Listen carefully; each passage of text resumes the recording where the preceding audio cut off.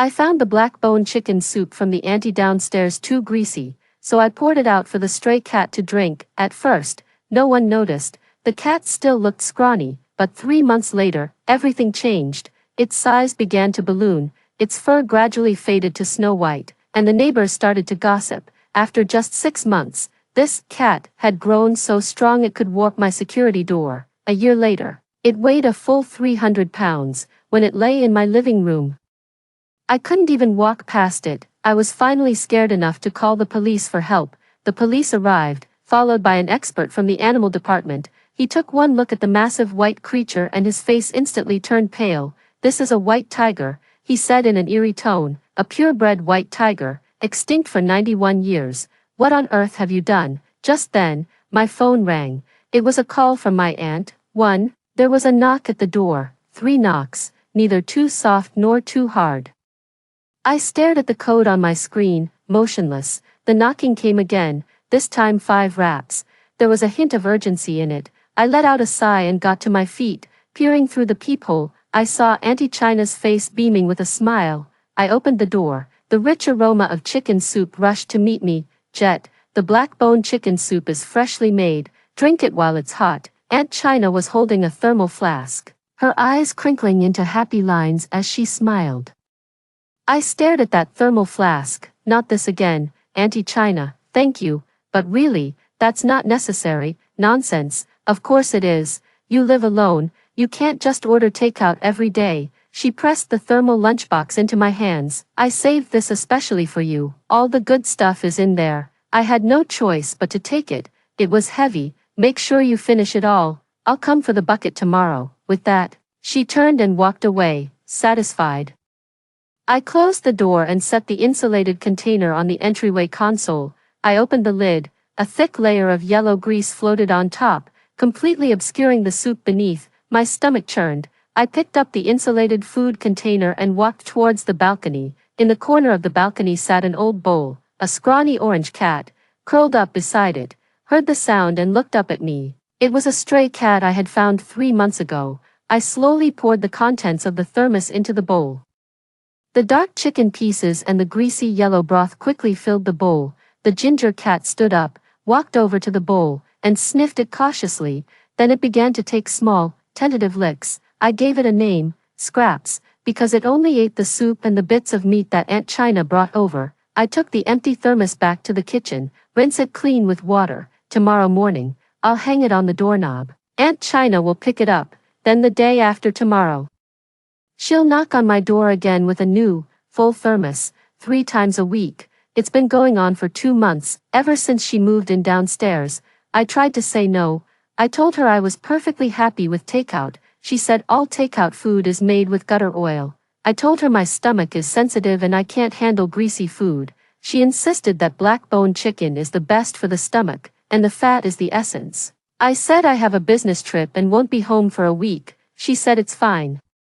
She'll put it in the fridge and I can heat it up when I get back. I gave up on trying to communicate. I'm just a programmer who works from home. I need some quiet. I need to be left alone. Catch the soup, close the door, pour it out. This is the most efficient solution. Scraps on the balcony looked up and let out a bark at me. The sound was very faint, like that of a newborn kitten. I watched it.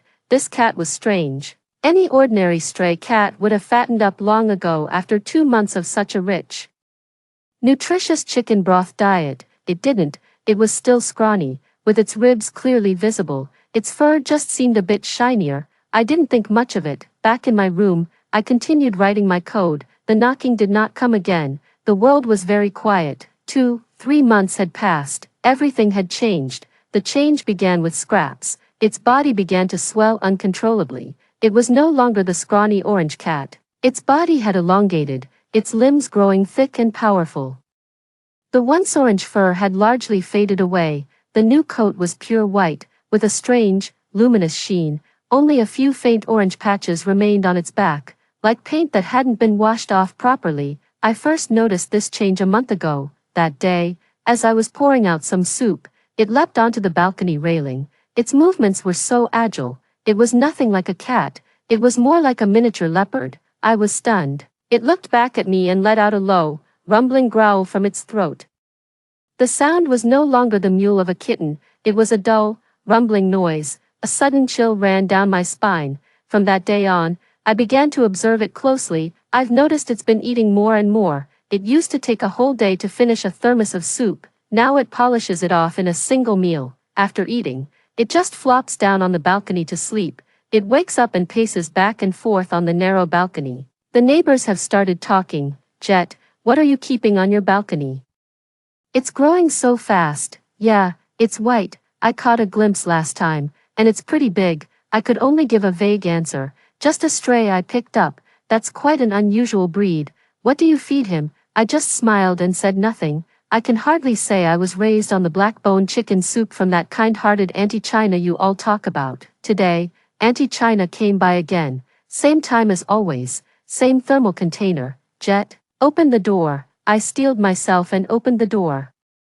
Auntie China, I really have gastroenteritis lately. I can't drink. I made one last attempt to get out of it. Auntie China's smile froze for a moment. Her gaze went over my shoulder, trying to peer into the room. It's precisely because your stomach is weak that you need to build it up. She shoved the bucket into my hands. Be good now. Would I ever steer you wrong? I caught a stronger scent in the soup. There seemed to be something else besides the chicken broth, a faint, indescribable fishy smell. My heart sank. I shut the door and leaned back against it. A loud crash came from the balcony. I rushed over. The wooden post we used as a scratching post for scraps was split clean in two by a single swipe of his paw. It stood upon the wreckage of the wooden post, looking back at me. Its eyes, at some unknown moment, had turned to an icy blue. Its pupils were vertical slits. Its white fur was almost translucent in the sunlight. The last trace of orange on its back vanished today. Its body was pure white, over a meter in length.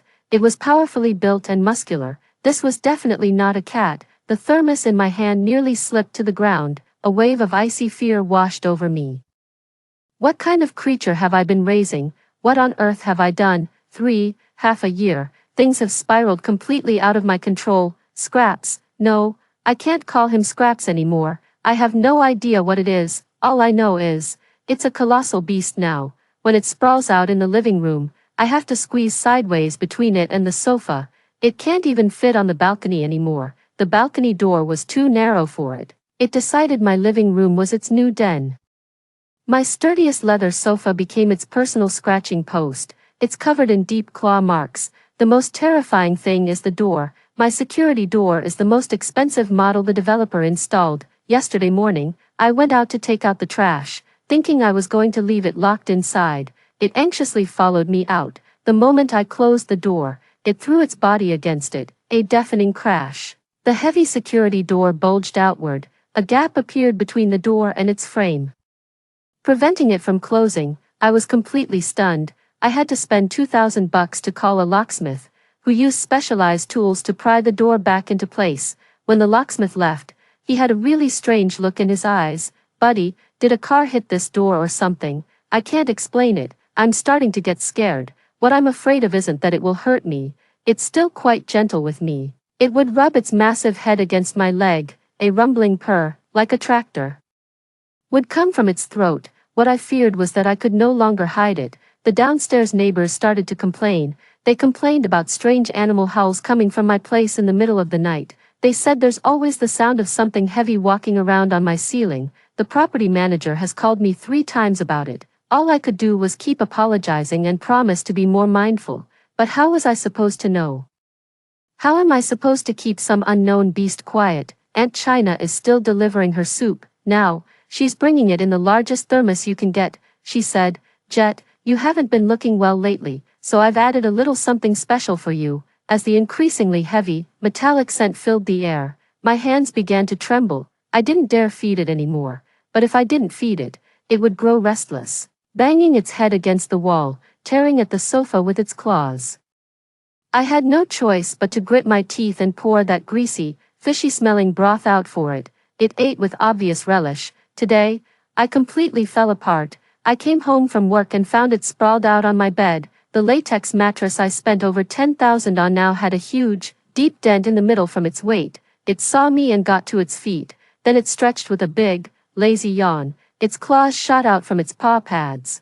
effortlessly shredding the bedsheet and the mattress beneath. I watched as tufts of cotton and shreds of latex flew out. I looked into its ice blue eyes. I took a step back. It was coming towards me. With each step, the floor trembled faintly. I backed into the corner, with nowhere left to retreat. It stopped, standing right before me. Then, it opened its mouth. I saw 2 rows of dagger-like teeth. It let out a yawn, a gust of hot, foul-smelling breath, heavy with the scent of raw meat, washed over my face. My blood ran cold. I can't go on like this. It's still growing. This house can't hold it anymore. It's only a matter of time before something goes wrong. Slowly, I took my phone out of my pocket. With trembling fingers, I unlocked the screen. I found the number, 110. I have to call the police. I dialed the number. The call was answered almost immediately. Hello, 110 Emergency Center. A calm female voice. I licked my parched lips. Hello. I need to report a crime. My voice sounded small in the empty living room. Sir, please state your location and the nature of your emergency. I'm at Riverside Gardens, Building 12, Apartment 1501. Okay, Building 12, Apartment 1501, Riverside Gardens. What's happened? I stared at the white behemoth before me. Hearing my voice, it tilted its massive head, its ice blue eyes filled with confusion. How was I supposed to explain this? Should I just say I have a 300-pound cat at home? Did I just say I fed a stray cat and turned it into a beast? Sir, are you still there? Yes. I took a deep breath. There's a large animal inside my house. I chose the description that was both the most vague and the most accurate. A large animal. Can you be more specific? A dog or something else? I don't know what it was. My voice trembled with a fear I hadn't even been aware of. It was big, white, and looked extremely aggressive. There was a 2-second silence on the other end. Sir, please ensure your own safety. Stay away from it, find a secure room, and take cover. We are dispatching officers immediately. Okay. I hung up the phone and slowly retreated to my bedroom, closing the door behind me. I didn't lock it. I was afraid of provoking it. I leaned against the door and could hear it moving around in the living room, heavy, slow, like a little tank. 10 minutes felt like an eternity. The knock at the door finally came. It wasn't like Aunt China's. It was urgent and forceful, carrying an air of unquestionable authority. Police, can anyone hear me in there? I pulled open the bedroom door. The massive beast in the living room rose to its feet, its gaze fixed warily on the front door as a low growl rumbled in its throat. Not a sound. I pleaded with it, my voice barely a whisper. It looked at me and, to my surprise, actually quieted down. I walked to the door and looked out through the peephole. 2 young police officers in uniform. I opened the door. Hello, you're the one who called the police. The lead officer looked at me, his expression stern. That's me. Where is this large animal you mentioned? The other officer's gaze had already moved past me, scanning my living room. Then, his expression froze. His hand instinctively went to the holster at his hip. The lead officer followed his gaze. His pupils contracted sharply. In the center of the living room stood the massive, snow-white beast. Its presence was more oppressive than any beast I'd ever seen in photos or videos. Its muscles were taut, its eyes a cold blue. And its stance was a silent, powerful pose. The air seemed to freeze. The 2 seasoned police officers wore identical expressions on their faces, shock, disbelief, and a state of high alert. Step back, the lead officer whispered to me, his voice tight. He himself began to slowly back away, one deliberate step at a time. At the same time, he raised his walkie-talkie. His voice was hushed, but thick with a sense of desperate urgency. Command Center, this is Unit 1501, Building 12. Riverside Gardens requesting immediate backup. I repeat, requesting backup. We have a visual on what appears to be a large feline predator. It's massive. Situation is critical. Lock down the area. Contact Zoo and Forestry Department specialists immediately. I watched them, their faces etched with the grim focus of facing a formidable enemy. I saw the beads of nervous sweat glistening on their foreheads. It suddenly dawned on me, the mess I had created. It's much bigger than I imagined. 5. In less than half an hour, my front yard was transformed into an emergency operations center. 2 police officers had become over a dozen fully armed tactical officers. They weren't holding ordinary pistols, but submachine guns, several SWAT officers, armed with riot shields, formed a semicircular defensive perimeter outside my front door. The hallway was packed with people, the property manager, the neighborhood committee busybody, and neighbors who had heard the commotion. Everyone was held back by the police tape, craning their necks and buzzing with speculation. What's going on? What happened in 1501? I heard there's a criminal inside. No, I heard the police say a wild animal got in. Aunt China wasn't among them. I was being protected by two police officers in the stairwell corner. An older officer was taking my statement. Name, Jet. You're telling me this beast is a stray cat you picked up a year ago? The police officer's expression was odd, as if he was listening to a tall tale. Yes. What did you feed it? Black-bone chicken soup. What? The officer thought he must have misheard. Black-bone chicken soup from the neighbor downstairs. I repeated. I thought it was too greasy. So I gave it to him. The officer fell silent. He lowered his head to write something in his notebook, but I could see his hand trembling. He was probably wondering how he was going to write up the report on this case. Just then, a ripple of unrest went through the crowd. Several people in white lab coats, carrying cases, approached under police escort. The experts are here. The zoo experts are here. Leading them was a silver-haired, bespectacled old man with a scholarly air. He appeared to be in his 60s and walked with a steady gait. Professor Liu, this is the place, said the SWAT team leader, pointing at my door. Professor Liu gave a nod and walked up to the door. He didn't rush in, but instead peered inside through the crack in the door. In the living room, the massive creature, seemingly disturbed by the commotion outside, was pacing restlessly. Its massive frame felt overwhelmingly oppressive in the modestly sized living room. Professor Liu only took one look. It was as if he had been hit by a petrifying spell, frozen in place. He adjusted his glasses and took another look. Then, he whirled around, his face deathly pale, his lips trembling. He looked at the SWAT team leader. The tranquilizer gun, use the maximum dose, and tell everyone, under no circumstances should you provoke it. Do not. His voice cracked with emotion. The young researchers behind him saw what was inside and each one gasped in shock. Professor, is this an albino variant of a Siberian tiger? Its size is unbelievable, one of the young men asked. Professor Liu shook his head. He stared fixedly into the room, his eyes a complex mixture of fear, fervor, and sorrow. No, it's not. His voice was soft, yet it reached each of our ears with perfect clarity. The shape of its skull, its shoulder-to-height ratio, and this pure, unblemished white pelt. This is no known albino predator. He turned and looked at me, his gaze sharp as a blade. You, come here. I was led over by the police officer. Tell me the truth. How long have you been keeping it, and what have you been feeding it? I repeated to them what I had told the police. Black-bone chicken soup. A neighbor gave it to us. After hearing this, Professor Liu closed his eyes, as if enduring immense pain. When he opened them again, he spoke in an eerie, almost dreamlike tone. This isn't a cat. It's not even an ordinary tiger. He spoke slowly, each word heavy with awe. This is a purebred South China white tiger. According to the last official record, it's been extinct in the wild for 91 years. My God, an extinct species, alive.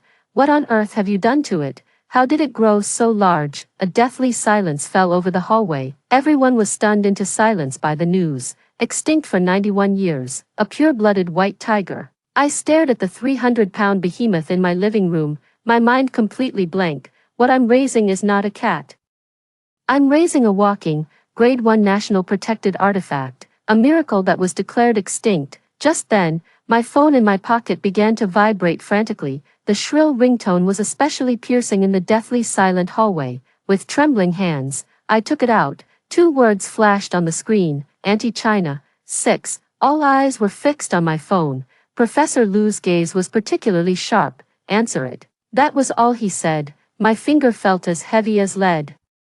I swiped to answer and put the call on speaker. Hello, Jet, are you home? The sickeningly familiar voice of Aunt China came through, warm, affectionate, and dripping with false concern. Auntie made you some turtle soup today. It's very nourishing. Didn't you say you've been feeling run down lately? This is perfect for that. Should I bring a bowl up for you? Turtle soup. My heart sank. Silky chicken soup is potent enough to fatten up a 300-pound white tiger. What about the turtle soup? What kind of monster would that feed? I didn't answer her question, as I listened to her affected voice on the phone. All the annoyance, endurance, and fear of the past year crystallized into a cold, hard fury at that moment. Auntie China, I spoke. My voice was calm, but anyone who knew me would recognize the tone I used when I was truly angry. I've never once drunk the soup you sent. Silence fell on the other end of the line. The feigned enthusiasm vanished in an instant, without a trace. What do you mean by that? Her voice turned cold as well. I fed them all to a stray cat I found downstairs. I could hear a sharp intake of breath on the other end of the line. That cat is in my living room right now. I continued, my words slow and deliberate, each one landing like a hammer blow. It's huge now. Enormous. So big it smashed right through my security door. Auntie China, can you please tell me? What exactly did you put in that soup? I finally voiced the question that had been gnawing at the very core of my being. A deathly silence hung on the other end of the line. A good 10 seconds passed before Aunt China's voice returned, laced with a hint of panic and irritation. Jet, don't you dare talk nonsense. I went out of my way to bring you soup, and not only do you refuse it, you feed it to those filthy creatures. You're throwing my kindness right back in my face. She started playing the victim and turning the tables. What could I have put in there? Just some ordinary supplements. Don't you dare make baseless accusations. Oh, really? I let out a cold, mocking laugh. You're telling me a regular supplement could make a cat grow to over 300 pounds in a single year. A regular supplement could turn an ordinary ginger cat into a massive Snow White beast. My voice shot up an octave. Auntie China, the police and wildlife experts are in my house right now. They say this isn't a cat, it's a purebred white tiger, a species thought to have been extinct for 91 years, so you still want to claim it was just ordinary supplements. My accusation landed like a sledgehammer. On the other end of the line, a sharp crack sounded. It sounded like something had fallen and shattered on the floor. Then, there was nothing but dead silence. Not another sound was heard. A few seconds later, the dull drone of a busy signal came through the phone. She hung up. She actually hung up on me. I put down my phone and looked up. Everyone in the hallway was staring at me like I was some kind of miracle. Professor Lu strode over to me and seized my hand. His hand was trembling violently with agitation. The person who delivered the soup. Where does she live? Quick. She can't get away. The SWAT team leader snapped into action. Shouting into his radio, all units, attention, the suspect is in this residential complex. Seal all exits immediately. Target is a middle-aged female. Commence search operations now. I watched them spring into action. I knew it then. The nature of the situation had shifted once again. What began as a bizarre animal incident had now escalated into a criminal case, and Aunt China was at the very heart of it. 7. The SWAT team leader's voice, carrying an air of absolute authority, echoed through the entire floor via the radio. Lockdown Building 11. Target is China, female, 54 years old, approximately 5'3", heavy-set, with short curly hair. I repeat, seal all exits immediately. She is the primary suspect in this case. Several SWAT officers immediately turned and rushed toward the stairwell. The atmosphere in the hallway instantly shifted from the shock of seeing a rare creature to the tension of apprehending a criminal. Professor Lu released my hand, but his gaze remained fixed on me. Which floor does she live on? Downstairs, 1401. I replied, take us there. I was immediately flanked by 2 police officers, following the SWAT team leader and Professor Lu. Our large group surged down the stairs in a formidable rush. The elevators were out of service, so we took the stairs. The sound of our footsteps echoed through the enclosed stairwell, heavy and urgent. Soon, we arrived on the 14th floor. The door to Unit 1401 was shut tight.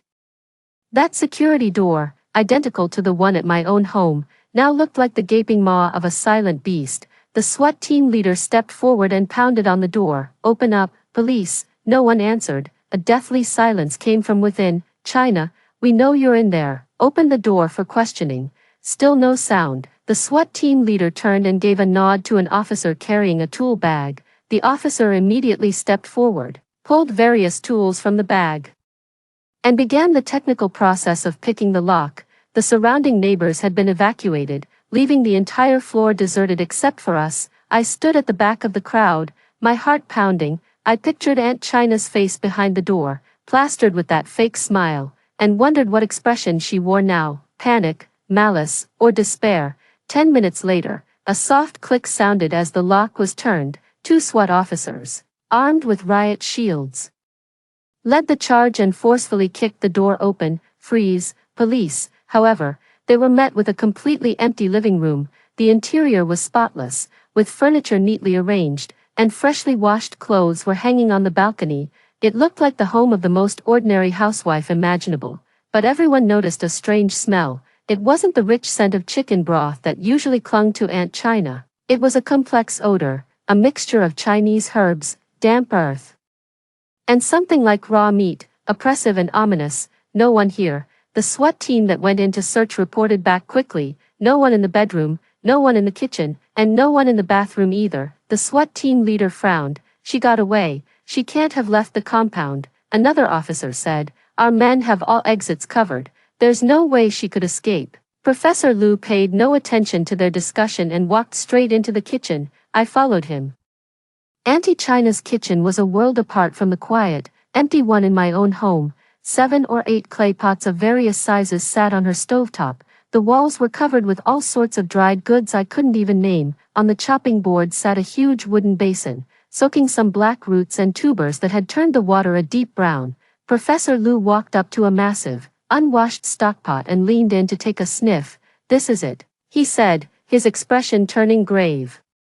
The source is right here. With his gloved hand, he scraped a small residue of broth from the bottom of the pot and placed it into an evidence bag. Captain, Professor Liu said, straightening up to address the SWAT team leader, I recommend you conduct an immediate and thorough search of this premises. This woman is far more than just a helpful neighbor. Her problem might be far more serious than we ever imagined. Just then, a young officer in charge of searching the bedroom came running over, a picture frame in his hand. Captain, look at this. The SWAT team captain took the frame. It was an old black and white photograph, showing an elderly man dressed in a traditional long gown and mandarin jacket, seated in a grand, carved wooden armchair, with several young men standing behind him, and there, lying at the old man's feet, was a formidable tiger. Not a white tiger, but a magnificent, vividly striped one.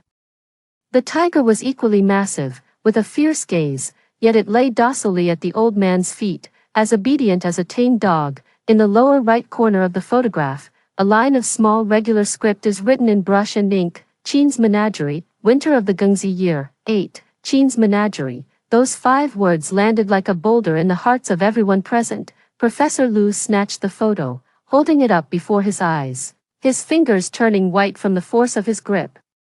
I should have known, he muttered to himself, his eyes filled with a mixture of remorse and excitement.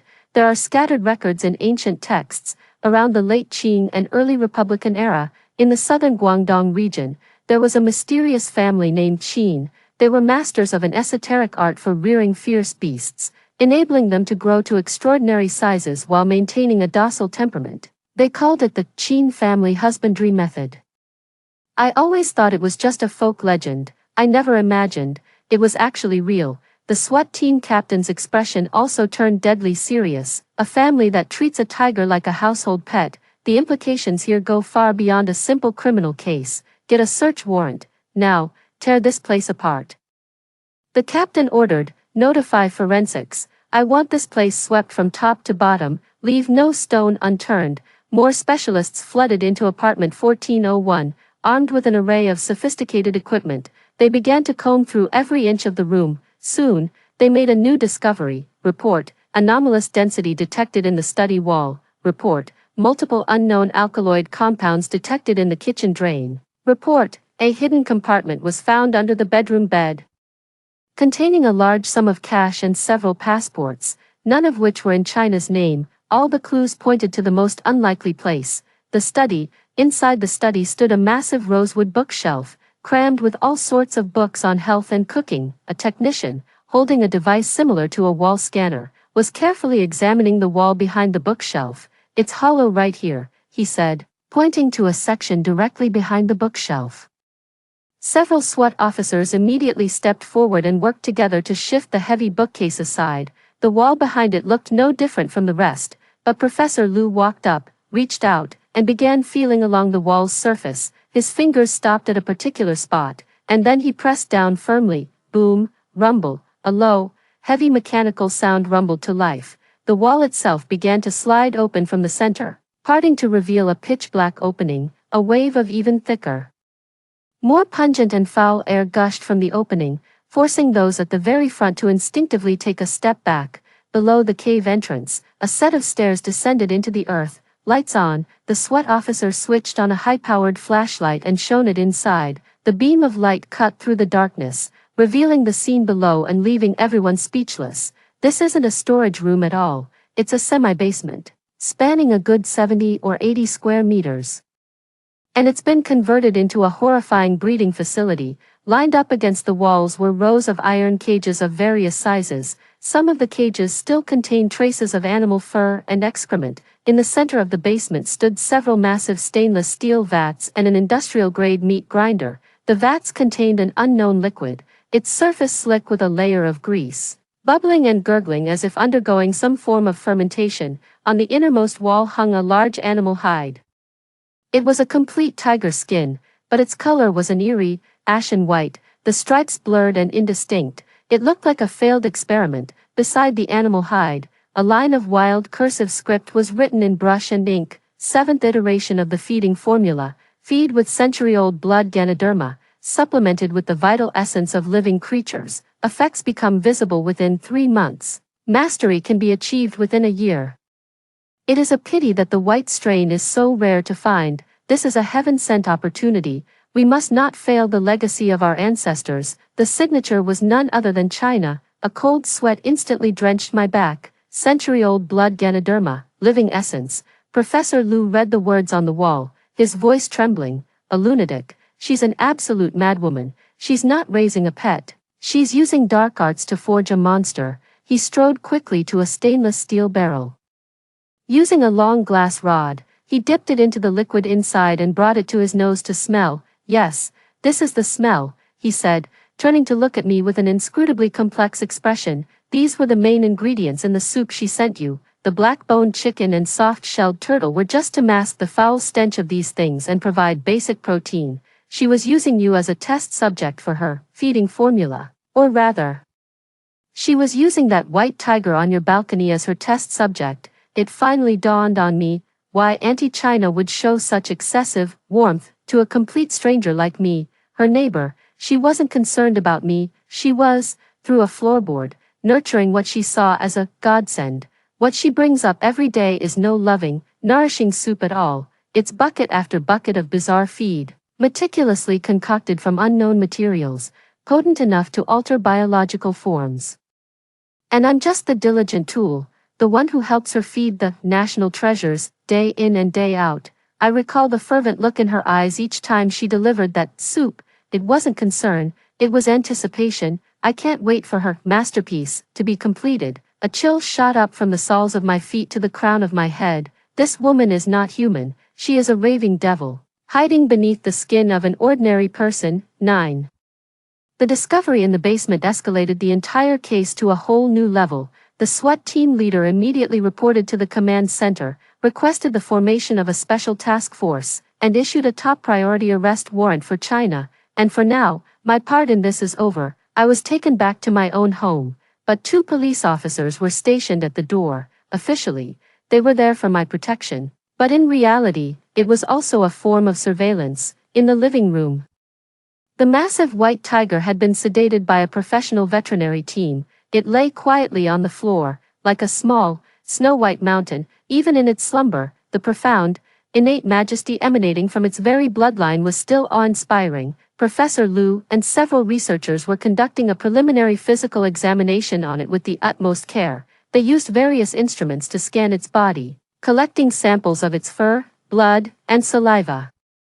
Every movement was as gentle as if they were handling a priceless treasure. Body temperature is normal. Heartbeat is strong and powerful, muscle density is over 3 times that of an average Siberian tiger. My God, look at its skeletal structure, it's virtually flawless, without a single impurity, perfect. It's nothing short of a miracle of creation. Its genetic sequence, my God, this is absolutely astonishing. Exclamations of awe from the researchers came intermittently. The way they looked at the white tiger was like believers witnessing a divine miracle. After completing the preliminary examination, Professor Lu removed his gloves and walked over to me. His expression was stern, but the sharpness had left his eyes, replaced by a touch of gentleness.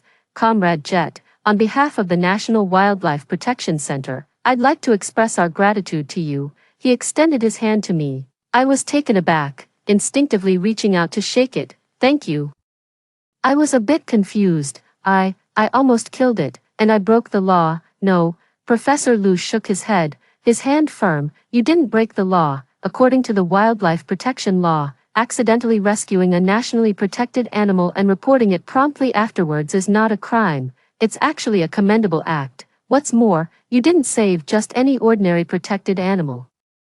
In a way none of us could have imagined, you brought a species that had vanished from the earth nearly a century ago back before our very eyes. He pointed at the slumbering white tiger, his voice filled with emotion. Its existence holds immeasurable value for the entire field of biology, for our nation, and indeed, for the whole world. From that perspective, you, Jet, are a hero, a hero. When I heard that word, my mind went completely blank.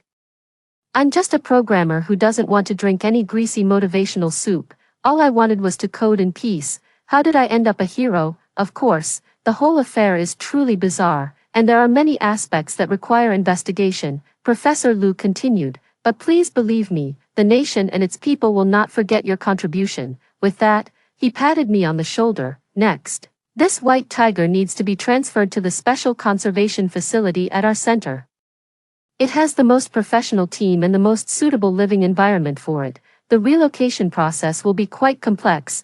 We'll need to use heavy lifting equipment to lower it from your balcony. We appreciate your cooperation. I understand, I said with a nod. That afternoon, a massive crane truck rolled into our residential complex. A crowd of neighbors had gathered downstairs, all looking up at my apartment on the 15th floor, under the direction of the SWAT team and experts.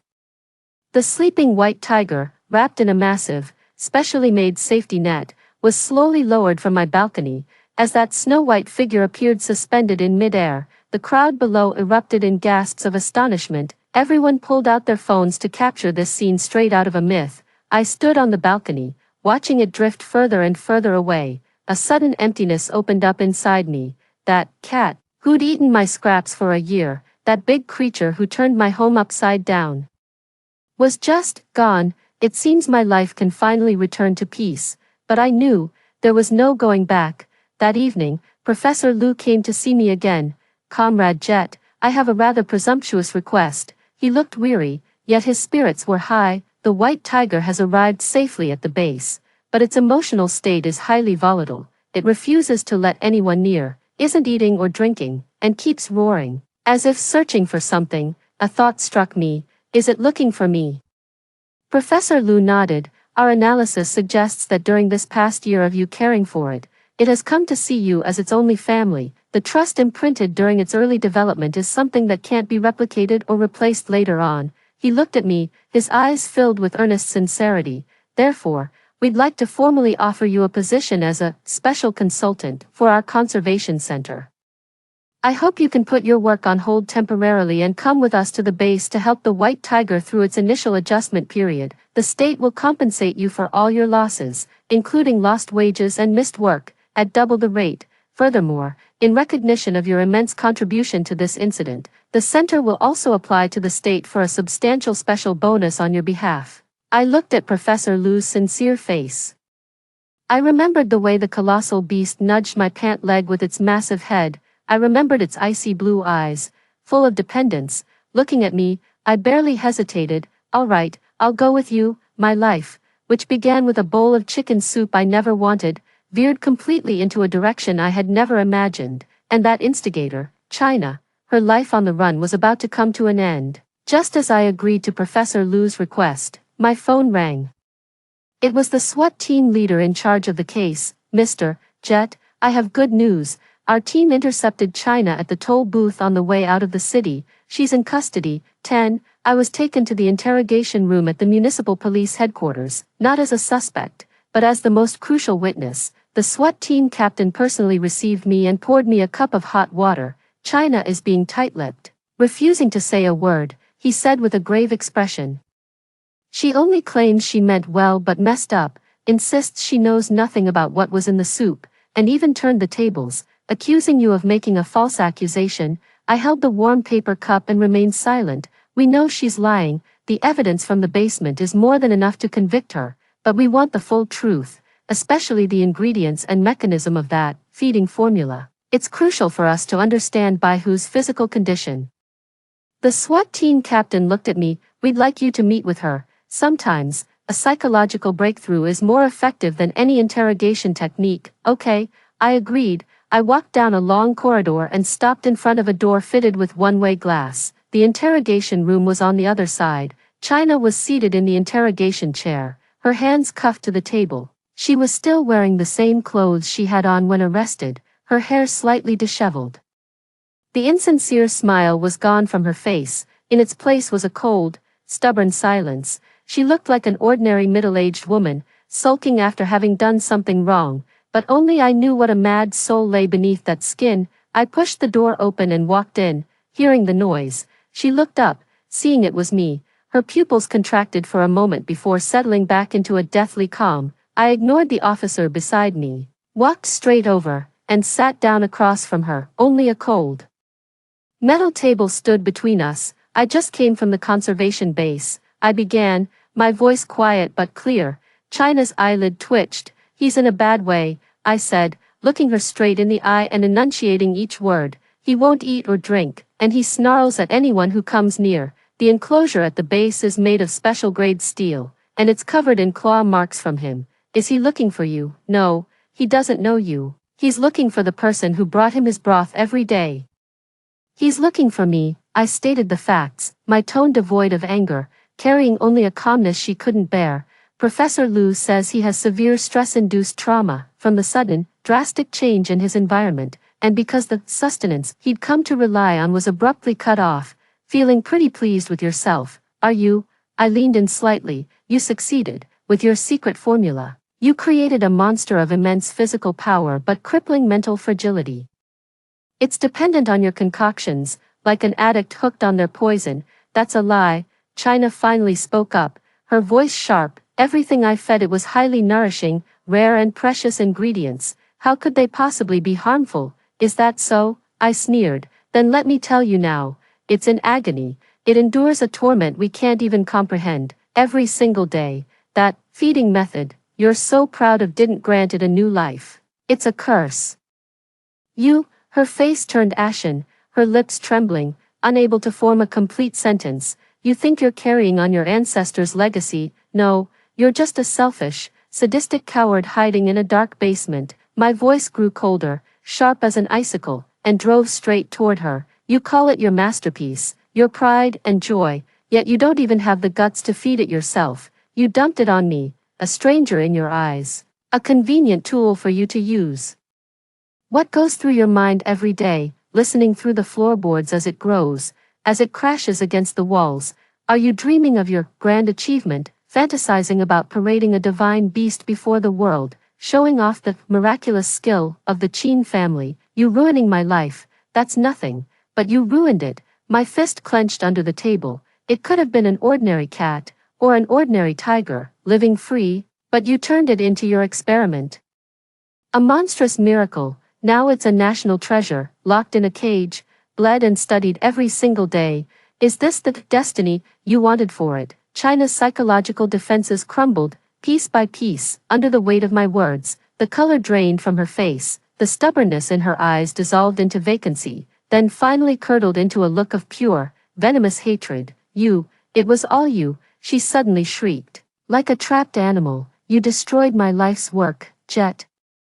You're the one who called the authorities and ruined it. It could have been a true divine beast, a masterpiece my Qin family wouldn't see again in 100 years. What do you know? What could a mere mortal like you possibly understand? She thrashed about like a woman possessed, her handcuffs clanging violently against the metal table. The officers outside the interrogation room rushed in and pinned her down. I stood up, looking down at her from my full height. I don't understand, I said. All I know is that the moment you saw it as a creation and not a living being, you had already lost. Your beast-keeping haul ends with you. Its legacy is broken. With that, I turned and left the interrogation room. Behind me was the sound of her desperate, venomous scream. I knew it was all over. 11. China's psychological defenses had completely collapsed. I left the interrogation room and took a seat in the adjacent observation room, where Professor Liu and the SWAT team leader were both present. Through the one-way glass, I could see China inside, slumped in the chair like a limp rag. Her eyes were vacant, and she kept muttering something under her breath. The menagerie, my divine beasts, they're all gone. The SWAT team leader handed me a bottle of water and patted me on the shoulder. Nice work, Jet. Sometimes, shattering someone's obsession is more effective than any other method. I was no longer needed for the interrogation that followed. China seemed to find her voice, spilling everything without holding back. Her story is even more absurd, and more tragic, than we ever imagined. The Qin family, known as the Qin bestiary, did indeed experience a brief period of glory a century ago. They were not natives of southern Guangdong, but rather a mysterious clan that migrated from beyond the Great Wall. They possessed a secret, unknown method for rearing ferocious beasts. Known as the feeding formula, it could cause tigers, leopards, and the like to grow to immense size and obey their master's every command. In that chaotic era, their craft won them great favor among the various warlords, and for a time, they enjoyed immense prestige. But as times changed, firearms replaced fierce beasts, and this craft rapidly fell into decline. By the time of China's grandfather's generation, the beast-keeping studio had completely collapsed.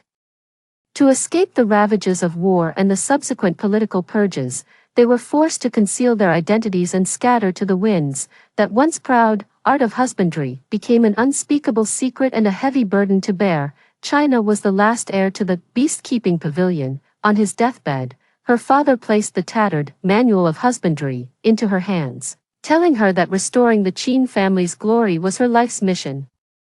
This obsession took root in China's heart like a malignant tumor, growing and festering, and it haunted her for most of her life. She married, had children, and lived the life of an ordinary woman, yet deep in her heart, the flame of reviving the beast-nurturing pavilion had never been extinguished. While living an ordinary life on the surface, she secretly studied the nurturing manual in the shadows, even conducting experiments on animals like rabbits and stray cats in her own basement. The grayish-white tiger pelt hanging on the wall was the result of her boldest attempt many years ago, a failed one. That failure taught her that ordinary beasts simply couldn't withstand the potency of the nurturing manual's elixirs. She needed a seed of exceptional talent. A year ago, by pure chance, she discovered the scrawny orange kitten curled up in a cardboard box in the greenbelt outside our neighborhood. She said she knew it was extraordinary from the very first glance. That wasn't the gaze of a cat, China said in the interrogation room, her voice taking on a dreamlike quality.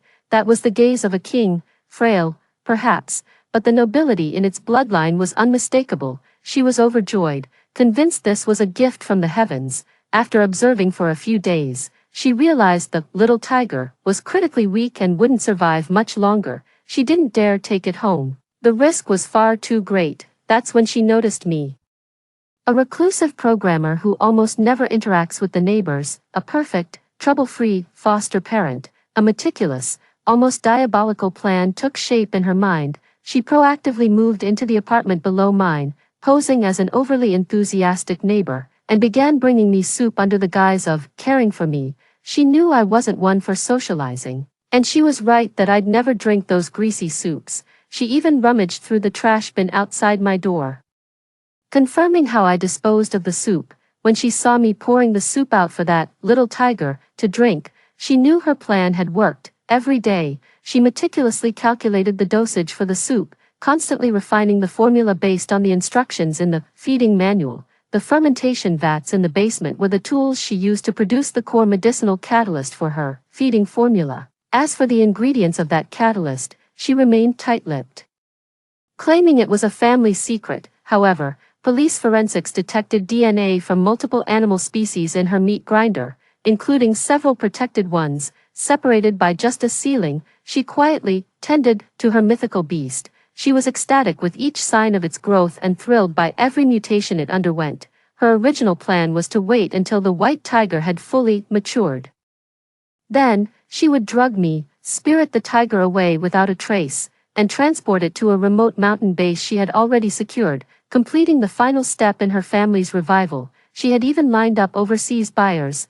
ready to sell the white tiger as a divine beast for an exorbitant price to secure what she called her revival funds. However, she hadn't anticipated that the tiger's growth rate would far exceed her expectations, and she certainly never expected that I, the seemingly compliant pawn in her eyes, would choose to call the police. I was so close, just one more step.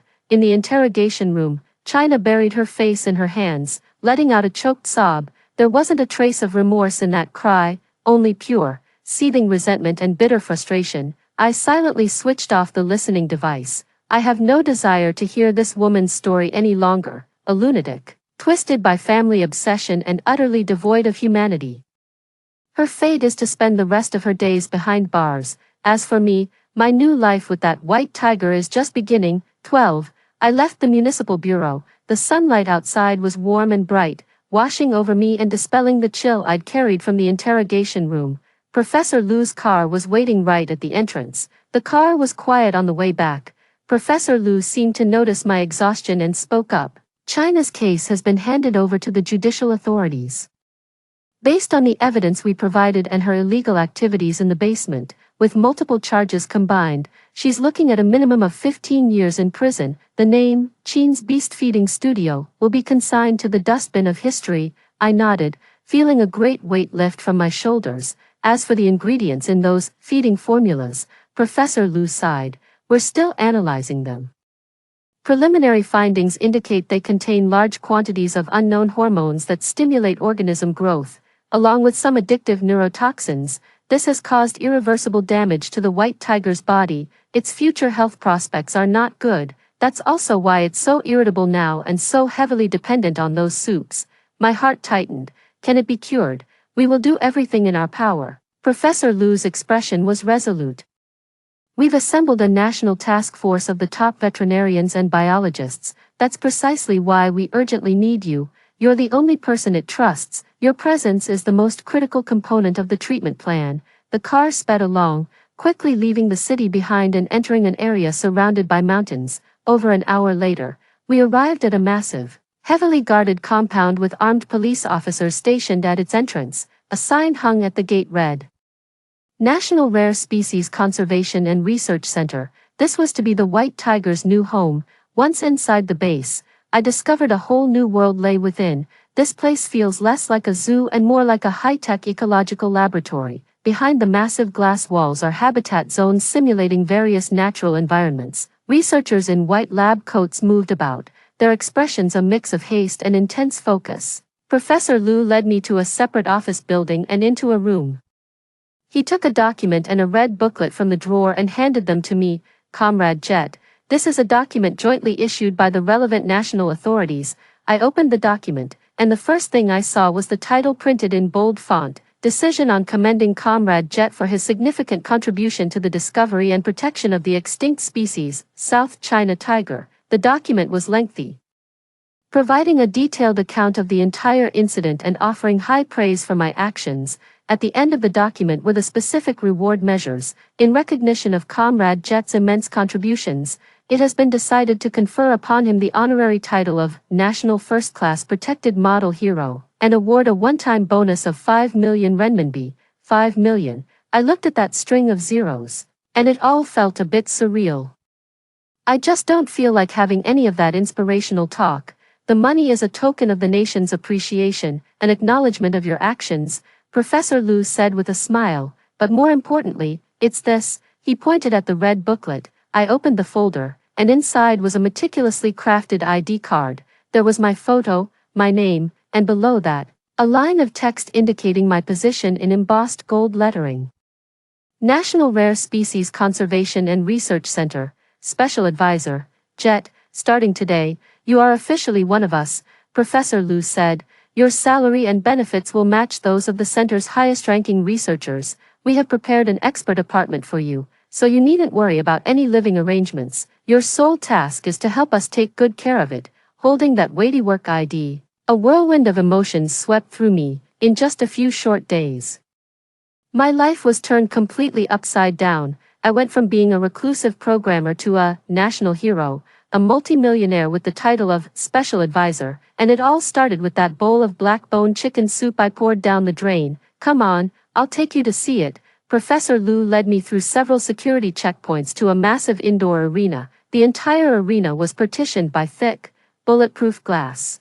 Beyond the glass lay a vast space simulating a mountain forest, complete with artificial rock formations, a stream, and dense vegetation. At the very peak of the artificial rockery, the massive, snow-white beast lay in repose. Its form remained powerful and agile, its fur gleaming with a sacred light under the lamps, but its eyes were filled with unease and wariness. It would rise from time to time, pacing restlessly, a deep, resonant growl rumbling in its throat that made the entire pavilion hum. It's been like this ever since it came back, Professor Lu whispered beside me. It hasn't touched a single piece of the premium-grade raw beef we prepared. I walked up to the glass. The white tiger inside seemed to sense something. It halted its pacing, turned its massive head, and fixed its ice-blue eyes in my direction. At first, there was only wariness and scrutiny.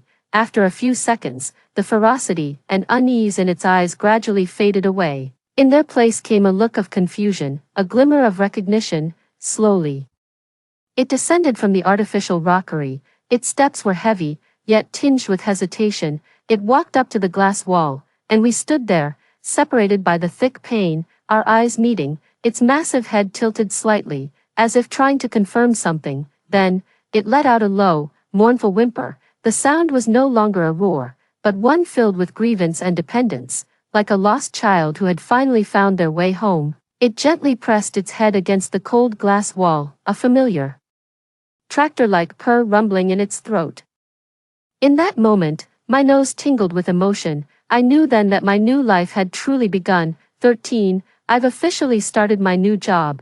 There was no welcome ceremony, no polite small talk. Everything proceeded with maximum efficiency. I was issued a dark blue uniform with the Conservation Center's logo on the chest, along with my own personal ID card. With this card, I can access most areas of the facility, including the Class A ecological dome that houses the white tiger. Professor Lu led me into the conference room, where all the core members of the special task force were already assembled. Around the white conference table, a thick dossier lay before each person. The atmosphere was as tense as a military briefing. The situation is quite grim. Professor Lu switched on the projector, and a series of complex charts and data appeared on the screen. This is our first comprehensive health report for Calum.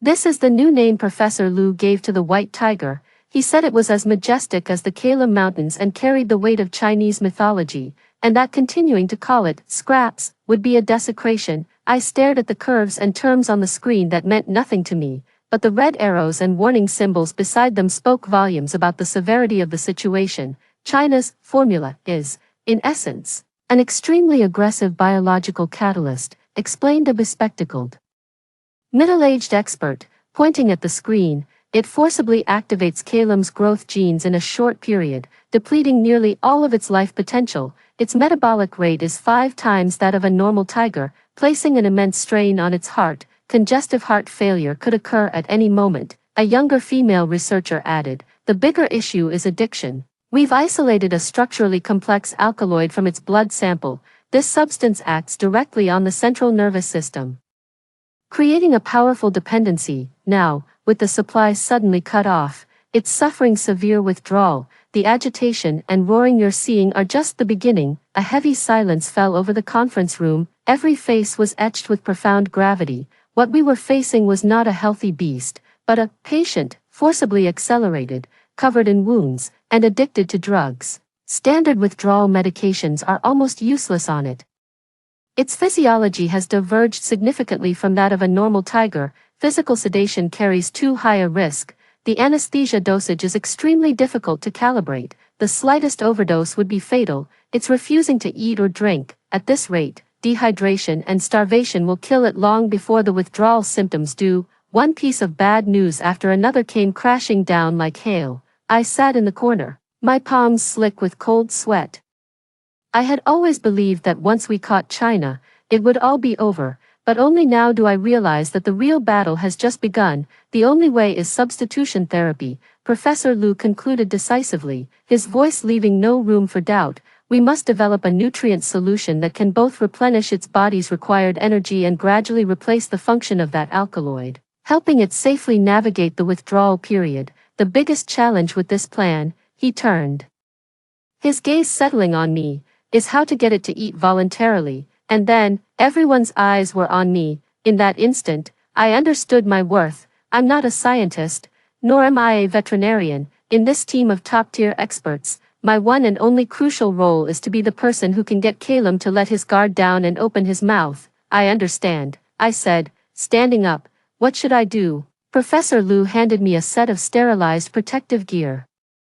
The first version of the nutrient solution formula is ready. We've done our best to mimic the taste of that chicken broth. Jet, for the next 24 hours, you need to enter the quarantine zone, stay with it, and do everything in your power to get it to drink this. This process will be dangerous, he said, looking at me gravely. A beast in withdrawal is highly emotionally unstable and may attack any living thing that comes near at any moment, even if it trusts you. It could injure you by accident in a state of frenzy. You need to be mentally prepared. I put on the heavy protective suit, feeling my heartbeat quicken. I knew that on the other side of the glass wall, waiting for me, was a 300-pound beast, a soul wrestling with agony and addiction. I took a deep breath and pushed open the heavy iron door leading to the ecodome. Calum, I'm here. 14. The moment I stepped into the biosphere, a pungent odor, a blend of damp earth, dense foliage, and wild animal musk, washed over me. The vast space was eerily quiet, broken only by the heavy, agitated sound of Calum's breathing in the distance. In my hand, I carried a specially designed stainless steel bucket containing the first batch of prepared nutrient solution. It was a dark brown, viscous liquid that gave off an artificially concocted scent, a strange mix of meaty broth and medicinal herbs. Calum was perched on the highest point of the rockery, seeing me enter. He immediately rose to his feet. His body was tense, his muscle definition stark under the light. His ice-blue eyes were filled with both wariness and pain. A low growl rumbled in his throat, no longer a warning, but an instinctive groan of agony. I could see his body trembling slightly, clearly enduring immense suffering. I didn't approach immediately. Instead, I set the stainless steel bucket down on the ground and settled myself on a rock about 10 meters away. Calum, I called its name softly. Its growling faltered for a moment. The massive head turned towards me, and a flicker of confusion seemed to replace a fraction of the madness in its eyes. I know you're hurting, I said to it in a calm, gentle tone, trying not to provoke, but that stuff is bad for you. It's hurting you. You need to try eating something else. Slowly, I nudged the stainless steel bucket in its direction. It stared at the bucket, nostrils flaring, as if catching a whiff of that familiar scent. The madness returned to its eyes, the craving from withdrawal overwhelming everything else. It let out a deafening roar and leaped down from the rockery. Its 300-pound body hit the ground with a thunderous crash, shaking the very earth. In a few strides, it charged to the barrel, lowered its head, and lapped at the liquid inside with its tongue. But after just one lick, it jerked its head up and unleashed a furious roar. The taste is off. It's a good imitation, but it's missing the core ingredient that makes it addictive. The taste deceived it, and enraged it. Roar. It slammed its paw down on the stainless steel barrel. The specially made, reinforced barrel instantly caved in with a massive dent, splattering the nutrient solution everywhere. Then, it turned its fury on me. With eyes blazing red, it charged at me, moving as fast as a bolt of white lightning. In that instant, my mind went completely blank. In the monitoring room, Professor Lu and all the researchers held their breath, their hearts in their throats, while several security officers raised their guns. Yet, when it was less than 2 meters from me, it came to an abrupt, grinding halt. The tremendous momentum gouged deep furrows in the ground with its claws. It stared at me unblinkingly, its throaty growl shifting into ragged, panting breaths. Hot air puffing from its flared nostrils. A fierce battle raged within it, the madness in its eyes warring against the instinctive bond in its blood. My body had gone rigid, a cold sweat soaking through the clothes beneath my outer layer, but I did not retreat. I looked into its eyes and slowly reached out my hand. Calum, it's me. My voice was trembling, but I forced the words out. Look at me, it's me. Its massive head slowly drew closer, mere centimeters from my hand. I could smell the fishy stench of its breath and feel the searing heat radiating from its body. It stared fixedly at my hand, the struggle in its eyes almost tearing it apart.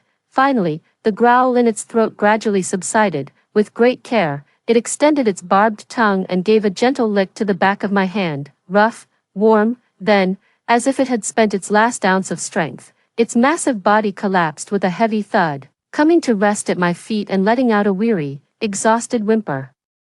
In the end, it did not harm me. In the monitoring room, a wave of relief washed over everyone. A few of the younger researchers even slumped into their chairs. Professor Liu watched me on the screen, and Calum lying at my feet, his eyes gleaming with excitement. I slowly crouched down, stroking its snow-white fur, which felt like the finest silk. I knew it then. We had made it past the hardest part. The following days became a grueling tug-of-war between Calum and me. Waves of withdrawal symptoms tormented it. It swung between fits of manic agitation and spells of listless despair. In its frenzied state, it would bash its head against the rocks and claw at the ground, leaving the entire biosphere exhibit in utter disarray. When it was listless, it would lie perfectly still, its breathing so faint it was almost imperceptible, and I stayed right by its side. I would pour the nutrient solution into my hand and offer it to its mouth, little by little. If it wouldn't eat, then I would go hungry alongside it. When it grew frantic, I would call its name over and over, until the wild fury faded from its eyes. When it grew listless, I would lie beside it, resting my hand on its massive head so it could feel my presence. On the third night, I fell asleep leaning against a rock. In the middle of the night, I was startled awake by a faint, warm dampness. I opened my eyes to find Calum lying beside me, carefully licking the stainless steel bowl I had placed on the ground with his tongue. He was eating on his own. It was only a few mouthfuls, but it was a huge breakthrough. I looked at him, and he lifted his head to look back at me, his ice-blue eyes like two bright stars in the night. A familiar, tractor-like rumble sounded from its throat. I reached out and stroked its chin. I knew that from this moment on, it truly belonged to this world, not to China's mad dream. 15. Calum's condition is improving day by day. Thanks to the efforts of myself and the entire team of specialists, it has finally begun to consume the nutrient solution steadily, and its withdrawal symptoms are gradually subsiding. Although still physically weak, the madness and pain in its eyes have been replaced by a sense of docility and dependence. As long as I am present, it quietly lies down beside me, like a giant, oversized cat. My very existence has become the indispensable core of the entire treatment protocol. This has also given me a rather unique position within the research center. I am not a researcher, yet I possess higher clearance than many who are. I have no background in bioscience, yet I can offer my intuitive suggestions on the proposals of top experts. Most people have shown me respect and recognition, but not everyone. Bowen is the exception, in his early 30s. He is the youngest doctoral supervisor at the center, holding a Ph.D. in biology from Harvard University, with a specialization in large-field ethology. He is handsome, confident, and carries a certain arrogance characteristic of the elite. From the very first day I arrived, he made no secret of his contempt for me. In his eyes, I was just a lucky programmer, an amateur who had climbed the ranks through a warped relationship with the beast, Professor Liu. I still stand by my position. During a routine meeting, Bowen openly challenged Professor Liu. Our treatment of Calum has been far too conservative and overly reliant on Mr. Jet's personal experience. It's unscientific. He adjusted his gold-rimmed glasses, his gaze sweeping over me with a hint of disdain. Withdrawal symptoms are, in essence, a disorder of the nervous system. We could absolutely employ a more advanced neural blockade therapy. By stimulating specific brain regions with microcurrents to forcibly stabilize its mood, combined with high-concentration intravenous nutrients, the efficiency would be 10 times greater than our current approach. Your proposal carries far too much risk. Another senior expert immediately countered. We still don't fully understand Calum's physiology. Any invasive treatment could trigger unpredictable consequences. Science demands boldness. Bowen's voice rose a notch. We are scientists, not pet sitters. We can't abandon more efficient scientific methods just because of some layman's so-called emotional bond.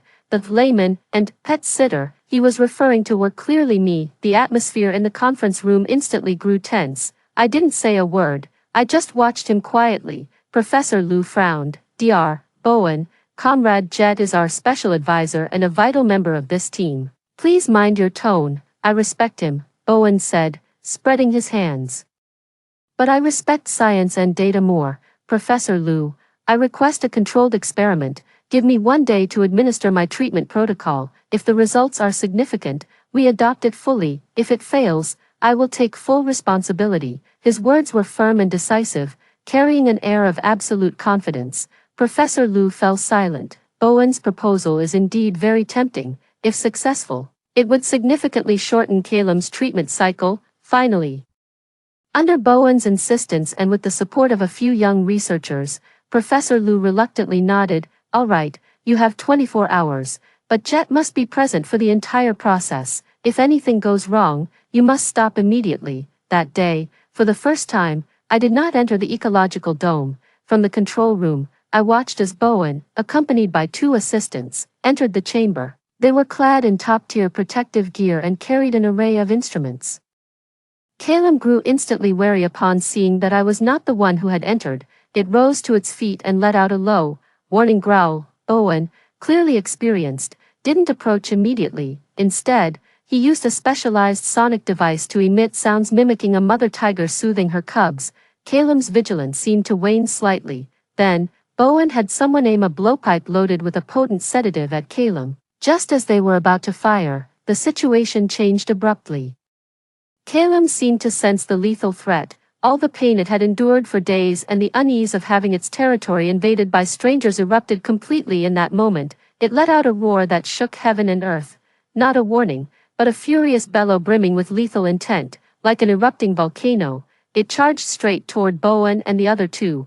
Its speed and ferocity were more terrifying than anything they had seen before. The confidence on Bowen's face vanished in an instant. Replaced by sheer terror, his instrument clattered to the ground as he turned and fled. His 2 assistants were so terrified their legs turned to jelly, scrambling and stumbling toward the exit in a blind panic. Open the door, now, open it. The surveillance room descended into total chaos. Professor Liu's face was deathly pale as he roared, now, initiate the highest level emergency protocol, get the tranquilizer guns ready. But Caleb was too fast. With a single swipe of its claw, it shattered the sonic device, its massive body blocking the only exit. It backed Bowen and the other 2 into a corner, its ice blue eyes gleaming with cold, murderous intent. Everyone knew that in the next second, the carnage would begin. At that critical moment, I made a decision that no one expected. I didn't hit the alarm, nor did I reach for a gun. I burst out of the monitoring room, swiped my access, flung open the iron door to the biodome, and charged in alone. Jet, get back here. It's dangerous, Professor Liu's frantic shout echoed behind me, but I didn't look back. I charged into the arena and, with all my strength, screamed at the white figure poised to strike. Caleb, stop. That massive body, radiating pure killing intent, froze the instant it heard my voice. It slowly turned its head. 16. Caleb froze in place. The massive claw, poised to descend with enough force to rend steel, hung motionless in the air. Its massive body trembled violently from the aborted motion. Every muscle fiber quivering with raw power and a palpable sense of impending destruction. In its ice-blue eyes, the bloodthirsty frenzy and murderous intent had yet to fade, yet its head slowly, inch by agonizing inch, turned in my direction. A deathly silence fell over the entire biodome, so profound you could hear every frantic heartbeat. In the control room, Professor Liu and all the researchers held their breath, their eyes glued to the monitors. Even the security personnel poised to rush in froze in their tracks. In the corner, Bowen and his 2 assistants were slumped on the ground, their faces ashen. They stared at the monstrous beast that could erupt into violence again at any moment, then at me standing alone in the center of the arena. Their eyes were filled with sheer terror and a sense of utter absurdity they couldn't comprehend. Caleb, come here, I spoke again. My voice not loud, yet piercingly clear. I did not retreat. Instead, I took a step forward. I carried no weapons, not even the most basic helmet of a protective suit. Defenseless, I walked towards a beast at the peak of its fury and withdrawal. A confused whimper escaped Caleb's throat. The crimson madness in its eyes was locked in a fierce struggle against a deeper, bone-deep memory and dependence. It watched me, its massive head tilting slightly, as if trying to discern why this insignificant creature before it could instantly cool its boiling bloodlust. I took one step, then another, closing the distance. 10 meters, 5 meters, 3 meters, I stopped, and within an arm's reach, slowly extended my hand. It's all right now, I'm here. My hand hung in the air, waiting for its decision, to choose to be consumed by rage and tear me to pieces, or to choose to heed the one last shred of trust in its heart and return to my side. Time seemed to stand still. Bowen even closed his eyes, unable to bear the sight of the bloody scene that was about to unfold. Finally, the crimson hue in Caleb's eyes slowly receded like a tide. The bloodthirsty frenzy was replaced by an overwhelming weariness and a sense of grievance. It let out a low, almost choked whimper. Then, it lowered the claw that had been poised in mid-air, its massive body leaning forward to carefully, gently, rest its enormous head upon my outstretched palm. Warm, heavy, and trembling slightly, it was like a child who had suffered a world of wrongs, finally finding a safe harbor. It nuzzled its cheek against my palm, its throat producing that familiar, tractor-like rumble, immense yet deeply soothing. With my other hand, I stroked the soft fur at the nape of its neck, feeling the tense muscles gradually begin to loosen. At that moment, a massive, collective sigh of relief erupted in the monitoring room. Professor Liu leaned on the table, barely able to stand steady, his eyes rimmed with red. Bowen lay collapsed on the floor. He opened his eyes to the mythic scene before him. His face, pale from a brush with death, held more than anything a hollow, vacant look, the dazed emptiness of a man whose core beliefs had just been utterly shattered. The science he was so proud of, his data, his theories, in that moment, they were all shattered by a connection that was primal, pure, and utterly emotional. Several security guards rushed in and, in a frantic scramble, hauled out Bowen, whose legs had turned to jelly, along with his 2 assistants, who were on the verge of fainting. Throughout it all, Caleb simply lay quietly at my feet, not even bothering to glance back at them. In its world, it was as if I was the only one left. As Bowen was dragged away, he turned and gave me one last, profound look. That gaze was indescribably complex, a mix of humiliation, resentment, and fear, but above all, a shock so profound he couldn't even comprehend it himself. Yet, as I looked at the colossal beast lying docile as a house cat at my feet, I felt no triumph, no joy in this victory. I only knew one thing: from this day forward, Caleb's fate was irrevocably bound to my own. I leaned down, gently pressing my forehead against its broad one. "Don't be afraid, I won't leave you again." It let out a contented whimper, its massive tail sweeping softly across the ground. 17. Early the next morning, Professor Liu personally convened an emergency meeting of the Special Task Force. There's more to this story. Please keep reading. After a night of mass spectrometry analysis, we finally isolated the complete structure of that mysterious alkaloid from the drug residue in China's basement. The problem is, it doesn't match any known natural or synthetic compound. We have no idea where it came from, and we can't replicate it. Just as everyone was at a complete loss, a young police officer in charge of cataloging the evidence left behind by China pushed the door open and walked in. "Professor Liu, we found something in an old notebook that China had hidden in a secret compartment under her bed." He projected several high-resolution scanned images onto the large screen. They were pages of notes written in brush calligraphy. The handwriting was scrawled and the content was disjointed and incoherent, like some kind of madman's journal. One page in particular caught everyone's attention. It contained a crude, hand-drawn map pointing to a gorge deep in the mountains, with 3 characters labeled beside it: Ghost's Lament Gorge. Beside the map was a passage of text, brimming with fanatical fervor. The ancestral manuscripts did not deceive me. Dragon's blood vine, the very essence of heaven and earth. Born of sheer cliffs, nourished by wind and dew, its sap is like blood. It is the soul of the nourishing formula. After a lifetime of searching, I have finally found its trace. Heaven itself aids our Qin family. The divine beast shall be perfected, and our great enterprise shall rise. Dragon's blood vine. Those 3 words struck everyone present like a bolt of lightning. Dar, Lee immediately rushed to the screen, pointing at the text. His voice trembling with excitement. This is it. Its sap is like blood. This perfectly matches our analysis showing the alkaloid contains a high concentration of iron porphyrin compounds. This plant is the very core secret of the feeding formula. The entire conference room erupted instantly. Finding the source meant there was hope to develop a true antidote, or even fundamentally improve Calem's constitution. All eyes were fixed on that crude map, Ghost Whale Gorge. A name that sounded ominous and fraught with peril. It was like a Pandora's box, holding both the hope of curing Kundu and the potential for unknown, even greater dangers. Professor Lu strode to the map, his eyes burning with intensity. He stared at the three characters and spoke, enunciating each word with deliberate force. Assemble an expedition team immediately. We must go to this place and find it. 18. Ghost Whale Gorge. This name yielded no official records in the research center's database.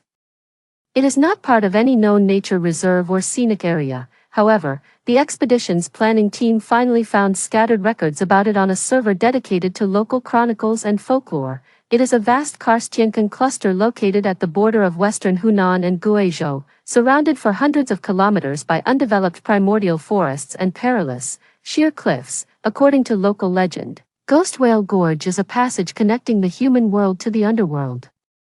Shrouded in miasmic vapors and teeming with venomous creatures, no one who enters has ever come out alive. This place is far too dangerous. At the expedition's planning meeting, the center's head of security, a retired special forces soldier, pointed at the blurry satellite map with a grave expression.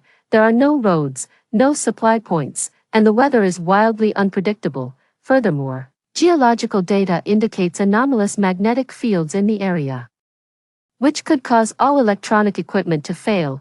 This isn't a scientific expedition, it's a suicide mission. His words cast a chill over the meeting room, plunging the atmosphere into an icy silence. The flame of hope had barely been kindled before a deluge of cold, hard reality threatened to snuff it out. We have no other choice. Professor Lu's voice cut through the silence. He stood up, his gaze sweeping the room with firm resolve. Calem's body won't hold out much longer. The alternative treatments are just buying time, not curing the disease. We're in a race against death right now. The dragon's blood vine is our only hope, even if there's only a 1 in 10,000 chance. We have to try. His words were firm and resolute, leaving no room for doubt. I agree, I said, standing up. If it's needed, I'll go. My words took everyone by surprise. Jet, this is far too dangerous. You have no wilderness survival experience, Professor Lu objected immediately. But I'm the only one who can get Calem to willingly try an unknown plant sample in an emergency, I said, looking at him. If you find the dragon's blood vine but can't determine if it's safe for Calem, this whole expedition loses half its purpose. Take me with you. I'm the best litmus test you've got. My insistence gave Professor Lu pause for thought. Just then, a voice no one expected to hear spoke up. I'm going too. Everyone turned to look. The voice had come from Bowen, who had been sitting silently in the corner the whole time. He stood up. The usual arrogance was gone from his face, as was the despondency of the past few days. His expression was complex. There was shame, but more than that, a kind of grim, all-or-nothing resolve. My doctoral research was on animal stress behavior in extreme environments, conducted in the Amazon rainforest. I'm more familiar with pristine jungle than anyone here, when it comes to wilderness survival and handling emergencies. I have more practical experience than most so-called experts. He paused, took a deep breath, and turned his gaze to me. Jet, I was wrong before. I let the lab data blind me, and I lost sight of my reverence for life. I'm asking to join the expedition not to make up for my mistakes, but to fulfill the duty of a scientist. Let me use my expertise to protect you all, and to protect our shared hope. His words left everyone present in a state of shock. No one expected the arrogant Dr. Bowen to stand tall again in such a manner. Professor Lu looked at him, a flicker of approval and satisfaction in his eyes. Finally, the expedition roster was finalized. The team leader would be the experienced security chief and former Special Forces operative, Kane. The team members included a geology expert, a botany expert, myself, and Bowen, who had volunteered. And so, a most unusual team was formed. A strange amalgam of redemption and hope. Comprised of the world's top wilderness experts and the two people who knew Calum best. For the next 3 days, we underwent an intensive training regimen. We learned to use various climbing and survival gear, familiarized ourselves with the maps, and drafted dozens of contingency plans for every possible emergency. Bowen was a changed man. He held nothing back, teaching us everything he knew about wilderness survival, from navigation and wound treatment to dealing with the venomous snakes and wild beasts of the forest. His professionalism and meticulousness earned him everyone's respect, even from Kane, who had previously been his critic. The dynamic between him and me had shifted from outright opposition to a nuanced camaraderie, forged upon a shared objective. 3 days later, at dawn, a military heavy-lift transport helicopter settled onto the base's landing pad. Its massive rotors whipped up a gale. The 5 of us, clad in professional expedition gear and laden with heavy packs, performed one final check of all our equipment. Professor Liu and all the researchers from the center came to see us off. "Take care out there," Professor Liu said, gripping my hand firmly. "Remember, your safety is the top priority. Calum and the rest of us will be waiting for your return." I gave a solemn, heavy nod. I boarded the aircraft, and the hatch slowly sealed shut. The helicopter lifted off, heading deep into the unknown mountains, a place fraught with both peril and promise. Through the porthole window, I watched the research center shrink into the distance. I knew, from that moment on, we had embarked on a genuine adventure, a journey to save a miracle, and to find our own redemption. Ghosts Lament Gorge. "Here we come." 19. The roar of the helicopter echoed through the vast valley, only to be torn to shreds by the winds rushing in from all sides. We peered down through the porthole, and everyone fell silent. It wasn't a name on a map, but a colossal scar tearing through the earth. On either side of the fathomless gorge rose sheer, precipitous cliffs, as if hewn by axe and blade. The black rock jutted upwards like the fangs of some great beast, menacing the sky. Vast tracts of primordial forest blanketed every inch of the valley floor, while a thick, white miasma hung over it all like a heavy quilt, concealing the secrets of the abyss. This place was the Vale of Ghostly Lament. "We're going in for a landing, hold on tight." The pilot's voice came through the headset, tinged with tension. The helicopter began its descent, searching for a gentle spot to land. However, just as we descended to about 100 meters from the ridge, everything changed. A piercing alarm suddenly blared through the cockpit. "Warning, magnetic field anomaly, navigation system failure. Warning, gyroscope failure." I saw inside the cockpit. All the instrument panels were flashing wildly, their needles spinning out of control. The helicopter began to shudder violently, like a leaf tossed in a gale. "No, the magnetic field here is too strong. I've lost control of the aircraft." The pilot's voice rose to a shout. "I have to pull up now. You're on your own." Everyone's heart sank. The situation was worse than our worst-case scenario. "Execute Plan B." Kane's voice cut through the chaos, cold and steady as glacial ice. He yanked the cabin door open. A gale-force wind instantly roared inside, making it nearly impossible to keep one's footing. "Bowen, check the ropes and descenders." "Professor Sun, secure the equipment pack." "Jet, stay close on me." His orders were terse and clear, delivered with an undeniable authority that instantly steadied everyone's nerves. Without a moment's hesitation, Bowen expertly retrieved the climbing rope from his gear bag. He secured one end to an anchor point inside the cabin and hurled the other end out the window. His movements were swift and precise, belying his usual scholarly demeanor. "Captain Kane, the rope is secure." "Good." Kane was the first to clip into the descender. He turned to look at us, his gaze sharp as a blade. "Listen up, we're 50 meters above the target ledge. The winds are strong and the rock face is slick. Keep your body stable during the descent.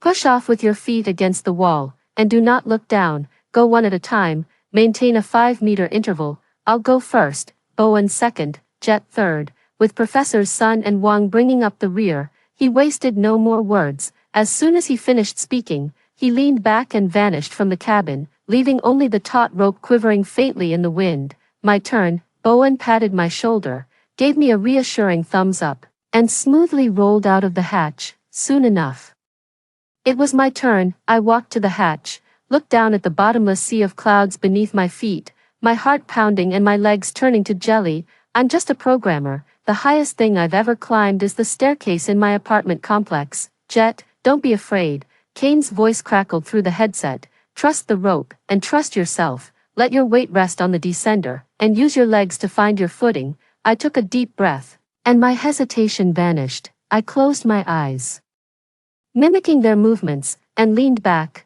A wave of weightlessness instantly enveloped me. My eyes snapped open. I was dangling in midair, the gale force wind roaring into my mouth and nose, nearly suffocating me. Below me churned a sea of clouds, while above, the helicopter strained to climb higher. I felt like a speck of dust, ready to be swept away by the wind at any moment. Gritting my teeth, I forced myself to stay calm, recalling every one of Kane's instructions.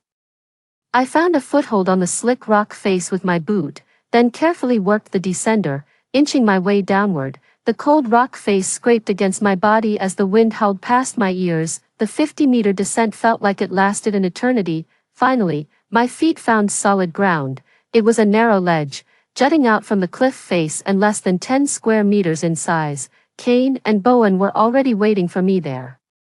Kane pulled me to the inner side of the platform and untied the ropes from my body. Good work, he remarked succinctly. Soon, botanist Professor Sun and geologist Professor Wang were safely brought down as well. The 5 of us crowded onto the small platform. Looking up, the helicopter had already shrunk to a tiny black speck before finally vanishing into the clouds above. The deafening roar faded away. In its place, a deathly silence fell.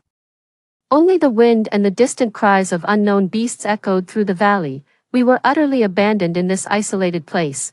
Beneath our feet lies the abyss. Before us stretches the unknown, a perilous and primeval jungle. Our true adventure begins now. 20. The platform we're standing on is the only access point to the primordial forest below. From here, a narrow, overgrown trail, barely visible under the encroaching vegetation, winds its way down to the valley floor. This path can't be more than a decade or two old, Kane said, crouching down to examine a pinch of soil. Judging by the signs, it was likely made by poachers or herb gatherers. China's map probably came from people like them. His assessment sent a chill through the group. This means that others had ventured deep into this forbidden zone before us. Their fate likely became part of the local legend. Those who enter never return. There was no time to rest. We organized our gear, with Kane taking point, Bowen following closely behind. The 2 senior professors and I were positioned in the middle for protection, while Professor Wang, the geologist, brought up the rear. The moment we entered the forest, the light faded instantly. Towering trees, dozens of meters high, blotted out the sky, fracturing it into tiny shards. The air was thick and stifling, heavy with the scent of decaying leaves and unknown flora, making it difficult to breathe. Underfoot was a deep layer of humus. With each step, it sank nearly up to our ankles. An eerie silence enveloped us, broken only by the soft crunch and rustle of our footsteps on the dry twigs and fallen leaves. Watch your step, everyone. Many venomous snakes like to disguise themselves as dead branches, Bowen warned in a hushed voice. He used his hiking pole to part the undergrowth ahead, clearing a path for us. We were moving at a painfully slow pace, every one of us on edge. After about half an hour, Professor Wang, who was bringing up the rear, suddenly let out a sharp, startled cry. We whirled around. We saw Professor Wang's right leg ensnared by a vine that had shot out from the pile of rotting leaves. It was tightening around his leg at a terrifyingly visible rate. It's a python. Kane was the first to react, his voice sharp as an unsheathed blade. That was no vine, but a massive python as thick as a bucket. Its body covered in yellowish-brown patterns, most of its length was buried under the rotting leaves, with only the section coiled around Professor Wang exposed. The python's head suddenly reared up from the leaf litter, its maw gaping wide as it flicked its tongue, a pair of cold, vertical pupils fixed intently on us. Professor Wang's face was flushed crimson with terror and suffocation. He desperately tried to pry at the ever-tightening coils of the snake with his hands, but it was futile. "Don't move," Kane roared, and in an instant, he shot forward like a leopard. He didn't strike at the snake's body, knowing it would only enrage the giant serpent and make it constrict even tighter. His target was the serpent's eye. The military dagger in his hand flashed coldly as it thrust straight for the giant python's left eye. The python clearly hadn't expected this puny creature to dare attack it. With an angry hiss, It jerked its head aside, narrowly evading the lethal strike. But this also gave Bowen an opening. Aim for its 7 inches, that's its weak spot, Bowen shouted, hurling his trekking pole like a javelin straight at the giant serpent's body. The tip of the pole struck a specific point on the snake's body, though it didn't cause serious injury. The sharp pain made the constrictor's coils slacken instantly. This was the moment. My mind went blank, and my body reacted before my thoughts could catch up. I spotted a fallen, withered tree nearby, with a broken, sharp branch jutting from it. I rushed over, mustering all my strength to snap off the meter-long branch. Then, I turned and charged fiercely toward the giant serpent, which had opened its maw wide again in pain. With every ounce of my strength, I drove the sharp branch straight into the serpent's gaping mouth. Thwack! The air exploded with the scent of sawdust and blood. The sharp tree branch plunged deep into the python's upper jaw, the searing pain driving it into a complete frenzy. It released its coils from Professor Wong's body, its massive tail whipping around wildly, smashing into the surrounding trees with loud, splintering cracks. Get back! Kane yanked Professor Wong and me to safety. The giant serpent thrashed and writhed violently on the spot, its massive body slamming into the ground and creating one deep crater after another. It tried to dislodge the tree branch from its mouth, but the branch was lodged too deeply. Finally, after thrashing for several minutes, its movements grew slower and slower until its enormous body collapsed heavily onto the ground, motionless. Silence once again descended upon the forest. We were all gasping for air, our bodies drenched in cold sweat. Professor Wong slumped to the ground, a deep purple bruise circling his right leg. But thankfully, the bone was intact. Professor Sun was examining the wound. Kane walked over to the giant serpent's corpse. Using his dagger, he pried open its body to confirm it was truly dead. He glanced back at me, and for the first time, I saw a look of approval in his eyes. Jet, quick reflexes, and brave. Bowen came over as well. He clapped me on the shoulder, his face a mixture of post-survival relief and genuine, heartfelt recognition. I take back what I said about you. You're not a burden, you're one of us. I looked at them, then at the massive corpse of the serpent, and only then did a wave of fear and exhaustion wash over me. But something else welled up inside me. Something I hadn't even realized was there. It wasn't fear, but a strange, exhilarating thrill of having overcome a deadly threat. We had just overcome the first real challenge the ghost's lament gorge threw at us. Just then, Kane, who was on watch, made a startling discovery in the very pile of leaves where the giant serpent had coiled. He brushed aside the thick, rotting leaves. What lay beneath was not soil. It was a smooth, square slab of stone, clearly worked by human hands. Carved into the stone slab was a bizarre symbol, one that none of us recognized. The symbol resembled an eye, or perhaps a flickering flame. 21. That slab with its eerie symbol acted like a bucket of cold water, dousing the faint sense of relief that had begun to rise after our victory over the giant serpent. This proves 2 things. First, we are on the right path, one that others have walked before. Second, the dangers on this path go far beyond the natural threats of venomous insects and wild beasts. This symbol doesn't belong to any ethnic totem I'm familiar with, nor does it resemble a modern marker, said Professor Wong, the geologist, his expression grave after examining the stone slab. The carving technique is ancient, and the weathering along the edges suggests it has been here for at least a century. For over a century. This time frame coincides precisely with the rise and fall of the Qin family's Qin beast taming pavilion. It seems the Qin family's ancestors ventured deep into this place in search of dragon's blood vine and left these markings. Bowen analyzed. This stone slab is likely a trail marker, or perhaps a warning. A warning of what? A warning to those who follow. Does a giant serpent lie coiled upon the path ahead? Kane took no part in the discussion. Instead, he drew his dagger and began digging vigorously into the earth beside the stone slab. Soon, he unearthed a few things, several metal buttons, corroded almost beyond recognition, a small, faded scrap of fabric whose original color was lost, and a single, blackened human finger bone. The atmosphere instantly turned ice cold. It was clear that one or more people had been attacked by a giant serpent here, ultimately becoming its meal. This slab of stone more closely resembled a crude headstone. It's getting dark. We need to find a place to make camp. Kane stood up, reburying the finger bone. his voice devoid of any emotion. "The smell of blood here is too strong, it'll attract other predators, we have to leave." We gathered our resolve and pressed on for about another kilometer. Kane chose a small hillside for our camp. Backed against a cliff with a clearing in front, this terrain would offer the best possible protection against a surprise attack from behind.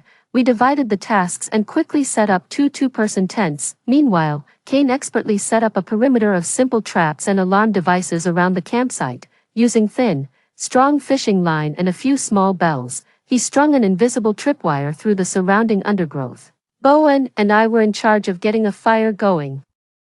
Starting a fire in the damp jungle was incredibly difficult, but Bowen was clearly a master at it. He found some dry resin and birch bark, and with just a flint, he had a roaring campfire blazing within minutes. The orange flames chased away the evening's chill and the encroaching darkness, allowing the group's tightly wound nerves to ease, if only a little. Just then, Professor Sun, who was responsible for collecting plant samples near the camp, let out a cry of delight. "Come quick! Look what I've found." We immediately gathered around him. There, cradled in Professor Sun's hands, was an orchid. The orchid was extraordinary. Its petals were translucent, veined with faint crimson streaks that, in the flickering firelight, seemed to pulse with flowing blood. "It's a blood vein orchid." Professor Sun's voice trembled with excitement. "It's an incredibly rare symbiotic plant that only grows in soil rich with a specific metallic element, and according to ancient texts, the dragon's blood vine thrives in almost exactly the same environment." This discovery sent a jolt of energy through everyone present. This meant we were now incredibly, tantalizingly close to our goal. "It's somewhere around here." Bowen took the orchid, his eyes gleaming with excitement. "The dragon's blood vine is likely growing on the cliffs nearby." A spark of hope was rekindled. We had a simple meal of hardtack and dried meat, then gathered around the campfire to plan the next day's search route. With the blood-veined orchid as a clear signpost, our objective became much clearer. The night grew deeper. The nights in Ghostwoe Gorge were even more eerie than the days. The forest echoed with a cacophony of strange sounds. The mournful cries of night birds intertwined with the roars of beasts, a chilling symphony that made one's hair stand on end. We took turns keeping watch. Kane and Bowen had the first half of the night, while Professor Wang and I took the second. The first half of the night passed without incident. In the latter half of the night, I took over from Kane. I leaned against a large tree, gripping a sharp machete tightly in my hand. Professor Wang, exhausted from the day, quickly fell asleep by the campfire. In the entire camp, the only sounds left were the crackling of the flames and me. It was around 3 in the morning, just as I was starting to drift off. A strange sound suddenly drifted up from the depths of the canyon, carried on the wind. It was faint and distant, but it instantly jolted me awake, sending a chill down my spine. That was no animal's cry. It was the sound of metal striking rock. Clang, clang, clang. The sound was rhythmic, blow after blow, as if someone were unhurriedly chiseling at the mountain in the depths of a canyon night, in such a remote and primordial wilderness. A sound so clearly marked by human activity was more terrifying than the roar of any beast. I immediately shook Professor Wang awake beside me, then rushed to the side of the tent to wake Kane and Bowen. "Shoo!" I raised a finger to my lips in a gesture for silence. The four of them held their breath and listened intently. The clang, clang sound rang out again, clearer than before. It was coming from below us. From deeper within the canyon, Kane's expression turned deadly serious. He drew his pistol from his hip and clicked off the safety. Bowen's brow furrowed as well, his eyes filled with confusion and wariness. An ancestor of the Chin family, a poacher, a herb gatherer. No, none of those seemed right. Who would make such a sound in a place like this, at a time like this? In the Ghost Whale Ravine, there was only us and the unknown beasts. What else could possibly be lurking here? That eerie, rhythmic knocking pounded like a hammer against our hearts. The four of us exchanged glances, each seeing a trace of inexpressible terror in the other's eyes. We chose not to recklessly investigate the source of that sound in the dead of night. Kane doused most of the campfire, leaving only the faintest glow of embers. Gripping our weapons, we sat back to back, enduring the long hours in a state of high tension and vigilance until the first hint of dawn, as the first gray light struggled to pierce the thick fog and illuminate the canyon. The eerie knocking had long since vanished, as if it had been nothing more than a shared nightmare from the midnight hour. But we all knew it was no dream. Pack up, we need to get out of here, fast. Kane's voice was hoarse. He glanced down at the deep valley still shrouded in thick fog. Our target is the dragon's blood vine. We grab it and leave immediately. Guided by the crimson thread orchid, we painstakingly searched along the steep cliff face. At noon, on a near vertical, sun-facing precipice, we finally saw it. An ancient vine, dark red throughout and coiled like a dragon, clung tenaciously to a crevice in the rock. In the thin sunlight, its skin seemed to flow with a dull, metallic luster. The dragon's blood vine. After enduring great hardship, the goal was finally within reach. With his incredible skill and professional climbing gear, it took Kane nearly an hour to finally, and without incident, harvest it, as the heavy, ancient vine, exuding a strange, bitter fragrance, was safely placed into the specially designed preservation case. Everyone fell silent. There was none of the anticipated cheering. All we wanted was to get out of there immediately. The journey back felt even more sinister than the way in. We practically ran the whole way, not daring to stop for a moment, as if the entire Ghostworry ravine was silently watching us from behind. The stone slab, the finger bone, and the clear metallic knocking from the previous night clung to us like a cold, parasitic worm, a constant reminder of the incomprehensible, lurking strangeness of this place. It wasn't until we stumbled out of the fog barrier and saw the familiar forest and sky again, the sun's heat searing our skin, that the lingering chill finally began to recede. We brought back the life-saving dragon's blood vine, and we also brought back the inexplicable midnight mountain chiseling echo from the depths of Ghostworry Ravine. It became a brand, a mystery that hung over everyone's head. We knew that deep within that remote, untrodden wilderness, something had been left behind forever in the mist and darkness, something that perhaps should never be disturbed. With one last glance at the shadowy valley mouth, now swallowed again by clouds, we turned and began our journey home without looking back. The eerie knocking sound was like an invisible hammer, chipping away at everyone's nerves with each blow. Kane extinguished the campfire, leaving only a small cluster of dull red embers to provide the barest hint of warmth. Instantly, the entire campsite was engulfed in profound darkness. He gave a tactical hand signal, ordering us to stay quiet and edge our way toward the cliff. The four of us lay prone in the damp, cold grass, parting the shrubs before our eyes to peer down into the depths of the canyon below. In the night, Ghostworry Gorge lay like a crouching behemoth, silent and menacing. Thick miasma churned at its base, a milky white river so dense that even moonlight could not pierce it. That clang, clang sound was coming from somewhere beneath that river of miasma. The sound was sharp and clear, jarringly out of place in the deathly silence of the valley, about 500 meters from us. And no more than 300 meters down, Bowen whispered, offering a precise estimate. He pulled a night vision scope from his pack and raised it to his eye. Got it. His voice was tinged with shock he couldn't quite suppress. What the hell is that thing? Kane immediately took the scope. I moved closer and peered through the dim light of the telescope, just barely making out the direction Bowen was pointing. Within the churning miasma, a tiny point of light was flickering. The light was faint, like that from a miner's lamp, and the rhythmic tapping sound was coming from precisely that spot. It's a person, Kane said, lowering the telescope, his expression turning graver than I'd ever seen. They're on the cliff face, gathering something. A single person, in a place like this, in the dead of night, dangling from the edge of a chasm, chipping away at the cliff face. Just picturing it is enough to make your skin crawl. Could it be one of China's associates? Professor Wang speculated. Other than them, I can't think of anyone else who would know about this place, let alone the dragon's blood vine. Doesn't look like it, Bowen said, shaking his head. Look at how he's moving. He raised the binoculars again, letting me and Professor Wang take turns observing. I saw the blurry figure, and his movements were utterly bizarre. He wasn't hanging from the cliff face with ropes, but was clinging to the nearly vertical rock wall like a gecko.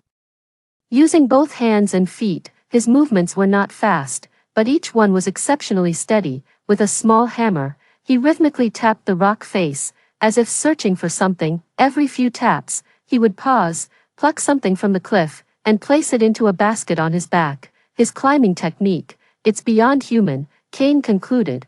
We must be doubly cautious when we descend tomorrow. Ghost Grief Chasm might harbor a person, more dangerous than a giant serpent.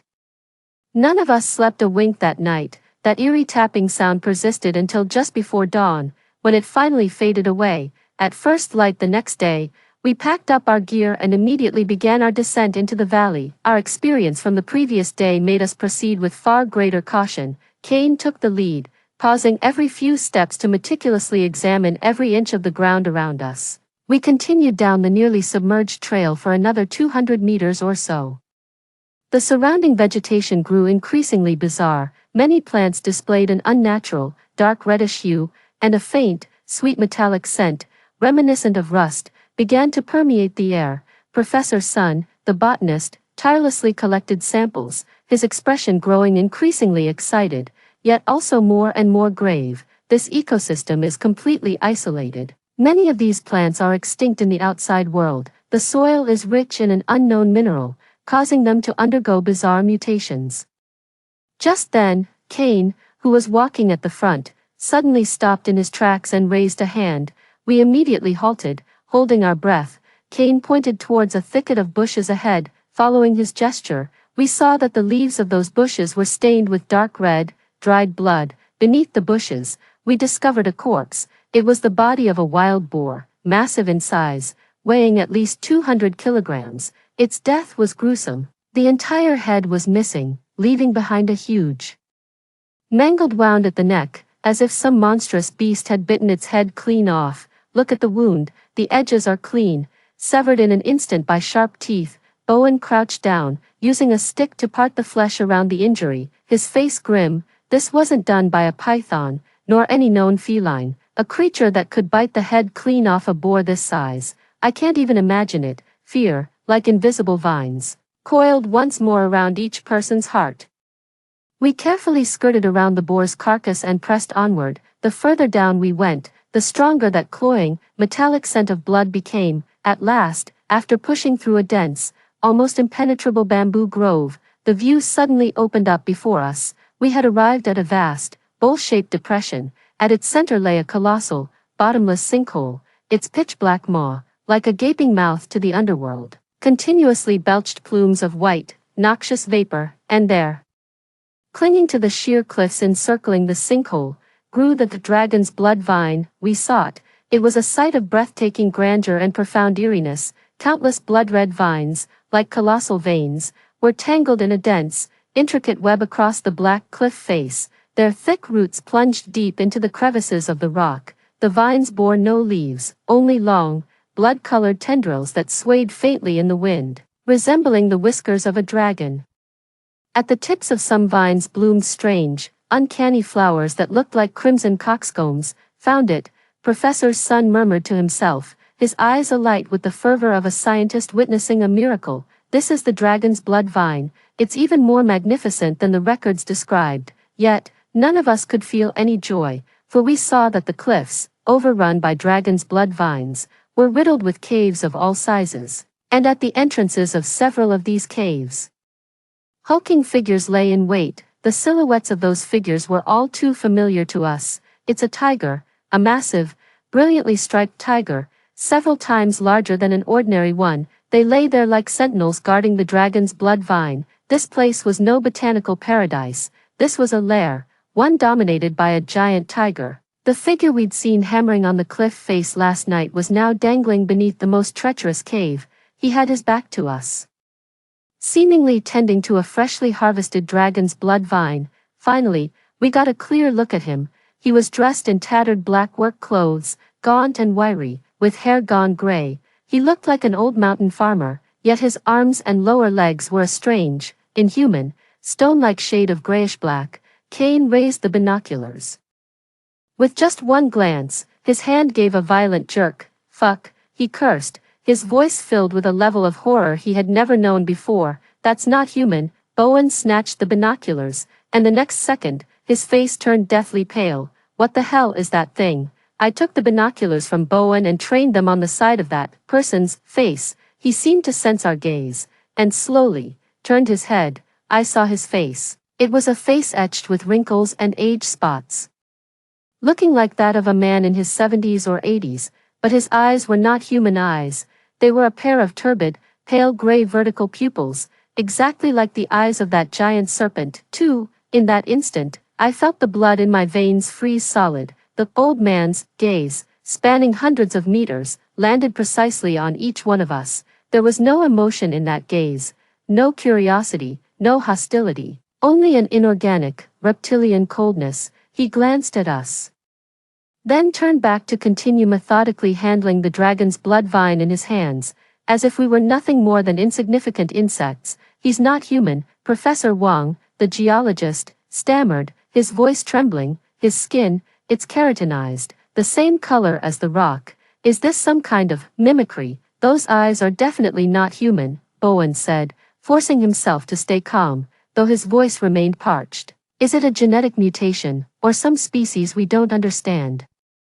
Kane yanked us behind a massive boulder, his expression deathly serious. "Forget what it is for now," he hissed, his voice urgent. "Look at the tigers. There are at least a dozen of them, and something's wrong with them." We peered out through a crack in the rock. The massive tigers gathered at the mouth of the cave were definitely not right. Their eyes were vacant, their movements sluggish, as if they'd been sedated, despite their massive size. They showed none of the alertness or ferocity one would expect from apex predators. They lay there, motionless, like soulless statues. "They're guarding the dragon's blood vine." "No, it's more like they're sustaining it." Botanist Professor Sun pointed to a vine nearest to us, having uncovered an even more horrifying detail. "Look at the base of the vine." Following his finger, we saw that the crimson vine's roots were not anchored in rock. It was the corpse of a tiger that had been dead for a long time. Thick vines, like giant straws, plunged deep into the tiger's body, draining it of all nutrients and leaving behind only a desiccated husk. And on the floors of the caves where the living tigers dwell, crimson thread orchids grow. They are using their very lives to cultivate the crimson thread orchids, whose environment in turn fosters the growth of dragon's blood vines. Once the vines mature, the old man comes to harvest them, while the aged or deceased tigers become fresh fertilizer for the new vines. This is a complete, brutal, and utterly chilling ecological cycle. "The beast-feeding pavilion, I see now," Bowen murmured, his face ashen. "The Qin family was never using some secret method to raise beasts. They discovered this place. They were merely imitating it, using their so-called feeding formulas to force grow a monstrous creature, then using its very life force to cultivate herbs like the dragon's blood vine." China's basement. It's just a crude, pathetic imitation of this sinkhole. This deduction sent a chill of pure dread through everyone present. The century-old legend of the Qin family was, in truth, a tale of such bloodshed and ugliness. The hope we were searching for, the dragon's blood vine, turned out to be a malevolent plant that feeds on the life force of fierce beasts. What do we do now? Professor Wang's voice was laced with despair. "These tigers, and that unknown old man, there's no way we can get near the dragon's blood vine." "Not necessarily," I spoke up, and all eyes turned to me, as I stared at those giant tigers with their vacant eyes. A bold, even somewhat insane idea began to take shape in my mind. "Do you think Kalem's scent might have an effect on them?" My words left everyone speechless. Bowen was the first to snap out of it. "You mean, bloodline suppression?" "I don't know," I shook my head, "but I do know that Kalem is one of a kind. He's the king that China cultivated through the most extreme methods." In her diary, China said the moment she laid eyes on Scraps, she saw the gaze of a king. If these tigers are merely captive sacrifices, then could Kalem be the true emperor of this lineage? In my backpack, there's something I always keep close to me. It's a worn-out scratching post board that Kalem shed, saturated with his scent. Professor Liu had me bring it, just in case. Now, perhaps, is that very just-in-case moment. The risk is too high. Kane shot back immediately. "We have no idea if that scent will enrage them or attract them. If they go berserk, none of us are getting out of here alive.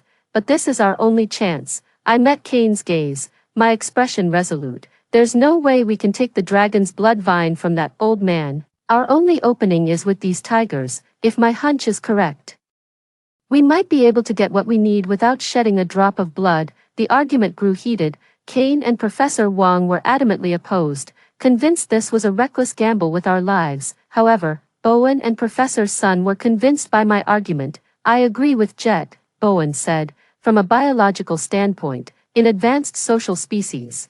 The pheromones of an alpha exert absolute dominance over ordinary members, as the sole living specimen of the legendary South China white tiger. Calem's scent could very well be the key to unlocking our current predicament. In the end, we decided to conduct a small-scale test. I took the wooden plank out of my backpack.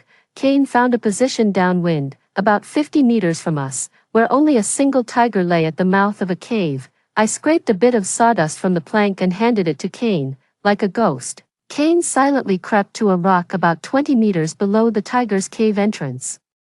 He placed the sawdust on the rock and then quickly withdrew. The five of us hid behind the rock, our eyes fixed intently on the tiger. A gentle breeze drifted by, wood shavings carrying Calem's scent drifted on the wind toward the cave entrance. At first, the tiger showed no reaction, remaining in its same dazed state. A minute passed, 2 minutes passed. Just as we thought the plan had failed, something suddenly changed. The tiger jerked its head up, its vacant eyes instantly sharpened with alertness.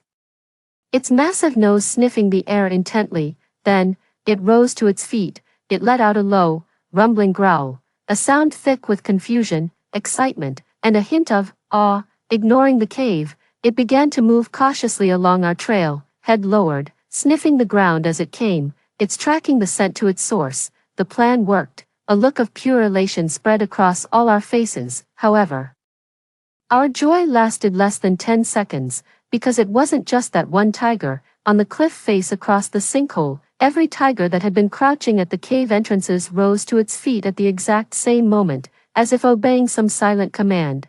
They all began to emit low, rumbling roars. The roars of over a dozen massive tigers converged, echoing throughout the entire valley and triggering a minor rockslide. They all began to stir, emerging from their respective dens.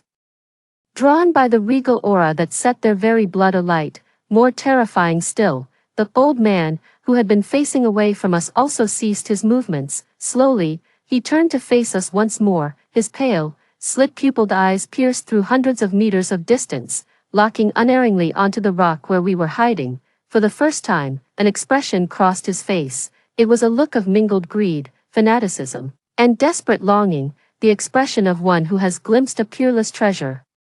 He opened his mouth and let out a hoarse, grating sound, like sandpaper scraping on wood. King, blood, 3, the old man's voice was hoarse and eerie, like fingernails scraping across glass. The royal blood, he spoke of, undoubtedly referred to Calem. The next instant, he moved. He abandoned the dragon's blood vine in his hand. His entire body, like a giant lizard, clung to the vertical cliff face, defying gravity. He scuttled toward us with terrifying speed.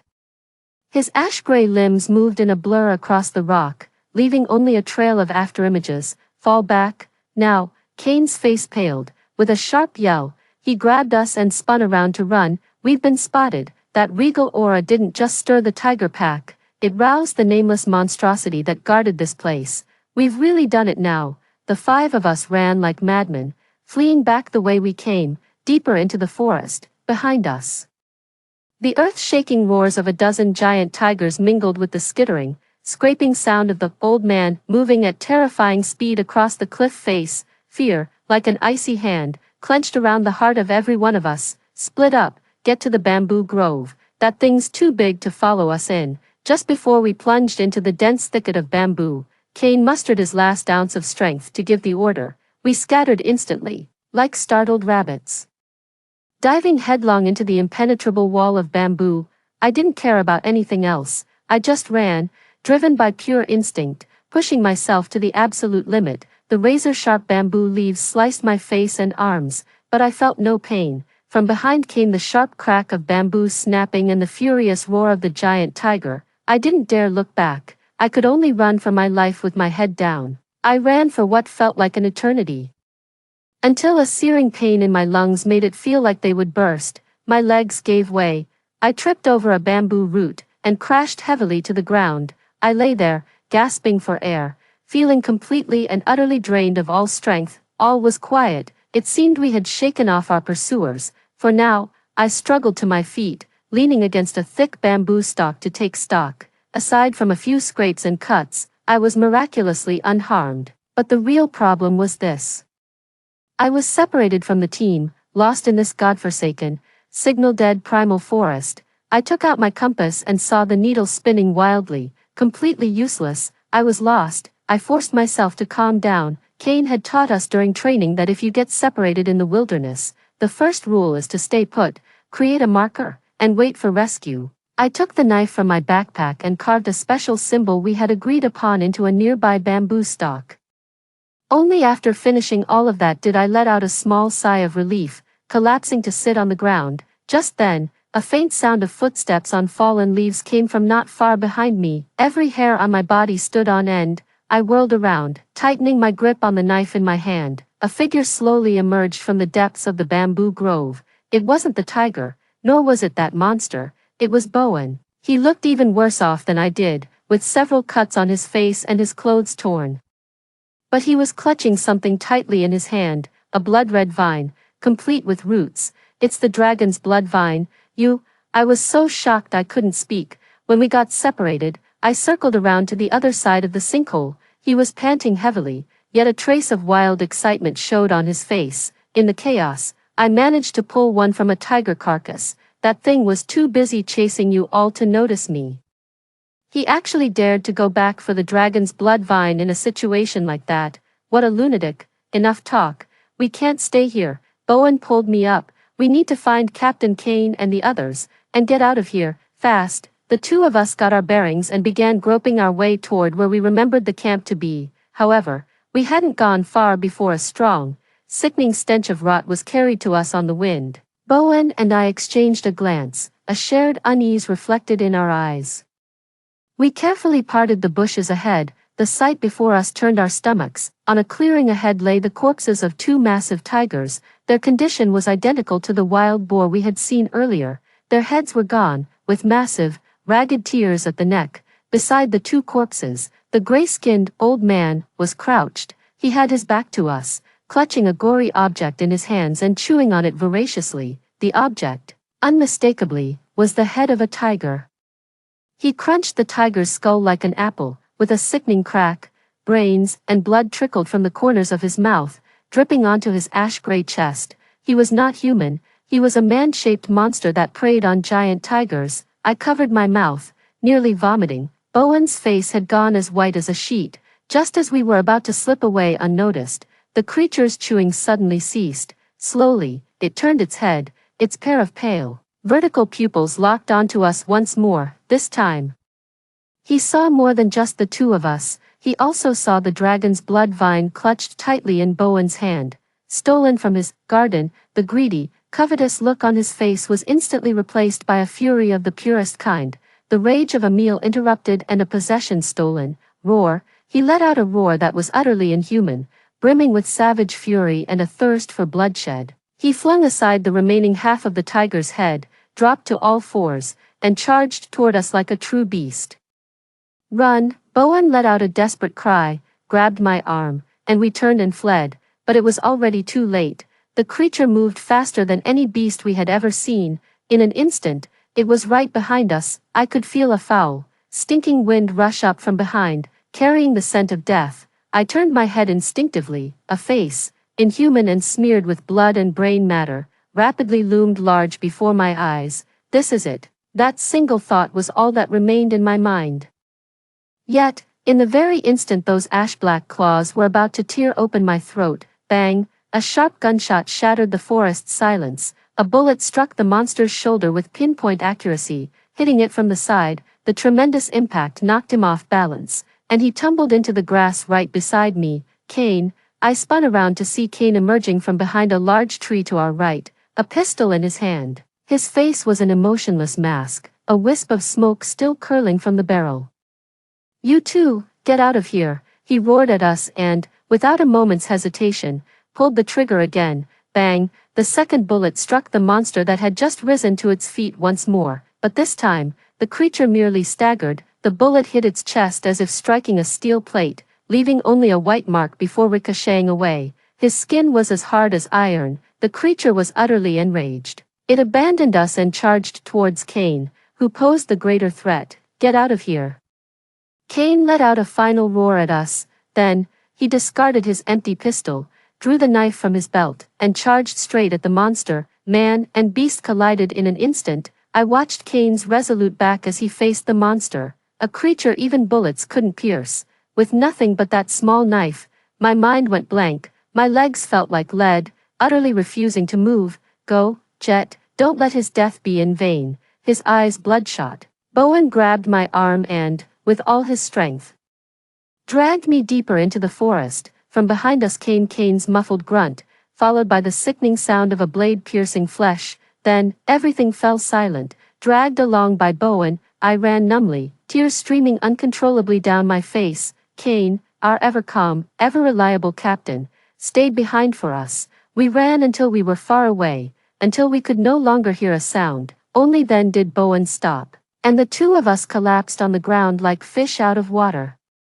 Despair washed over us like a tidal wave. Just then, a hoarse voice rang out above our heads. The dragon's blood vine, give it to me. We snapped our heads up. The creature had appeared before us, utterly without a sound. A bullet hole marked his chest, and blood streamed from his shoulder, yet the wound seemed to cause him no pain at all. In one hand, he was holding something, and in his other hand, he clutched something else. It was our satellite phone. He looked at us, or rather, at the dragon's blood vine in Bowen's hand, and repeated himself once more, give it to me. Bowen looked at him, then back at the vine in his hand, the one we had traded Kane's life for, our only hope. The look in his eyes shifted slowly from despair into something like madness. Want it? He suddenly laughed, a laugh of utter, bitter despair. Fine, have it. He sprang to his feet, instead of throwing the dragon's blood vine to the creature. He opened his mouth and sank his teeth savagely into the crimson tendril.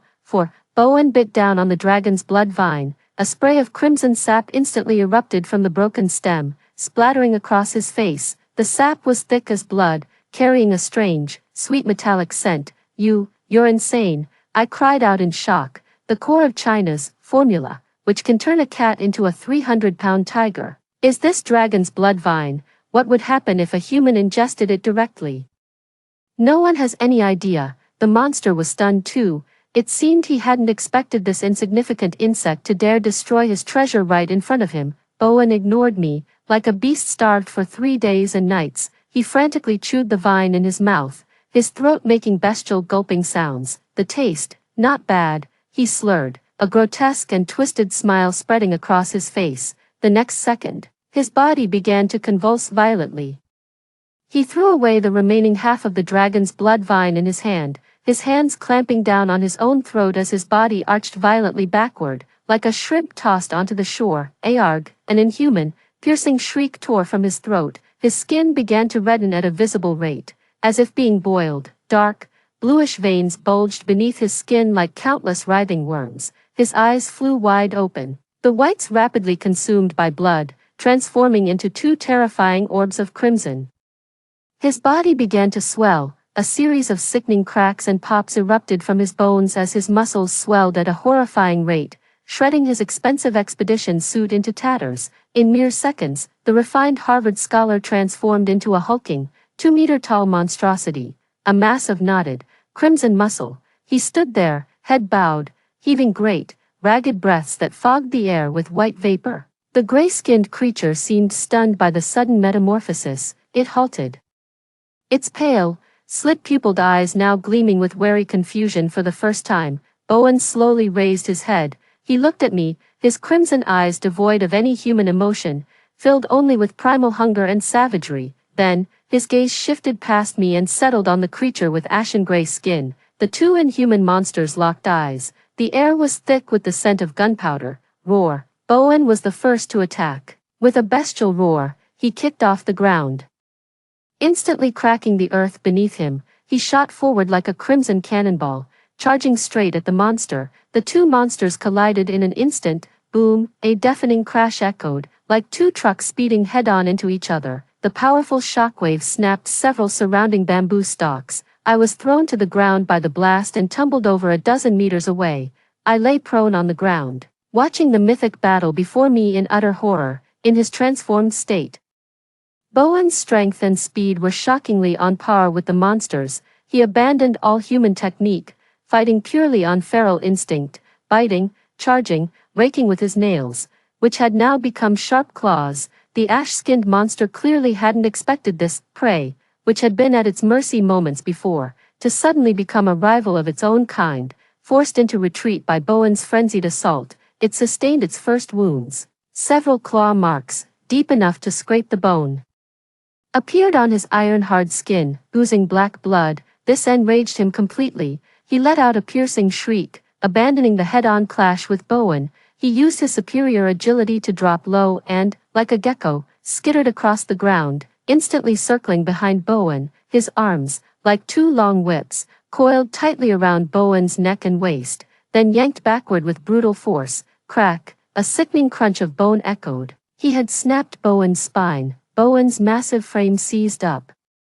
The madness and ferocity in his eyes vanished, replaced by a hollow, almost relieved emptiness. He gave me one last look, his lips parting as if he wanted to say something. Then, his massive body crashed to the ground, kicking up a cloud of dust. The monster released its grip, walked over to Bowen's corpse, and sank its teeth deep into the carotid artery on his neck. It drank from Bowen's veins, gulping down the blood as if it were water. My stomach churned at the sight, but I was too weak to even be sick.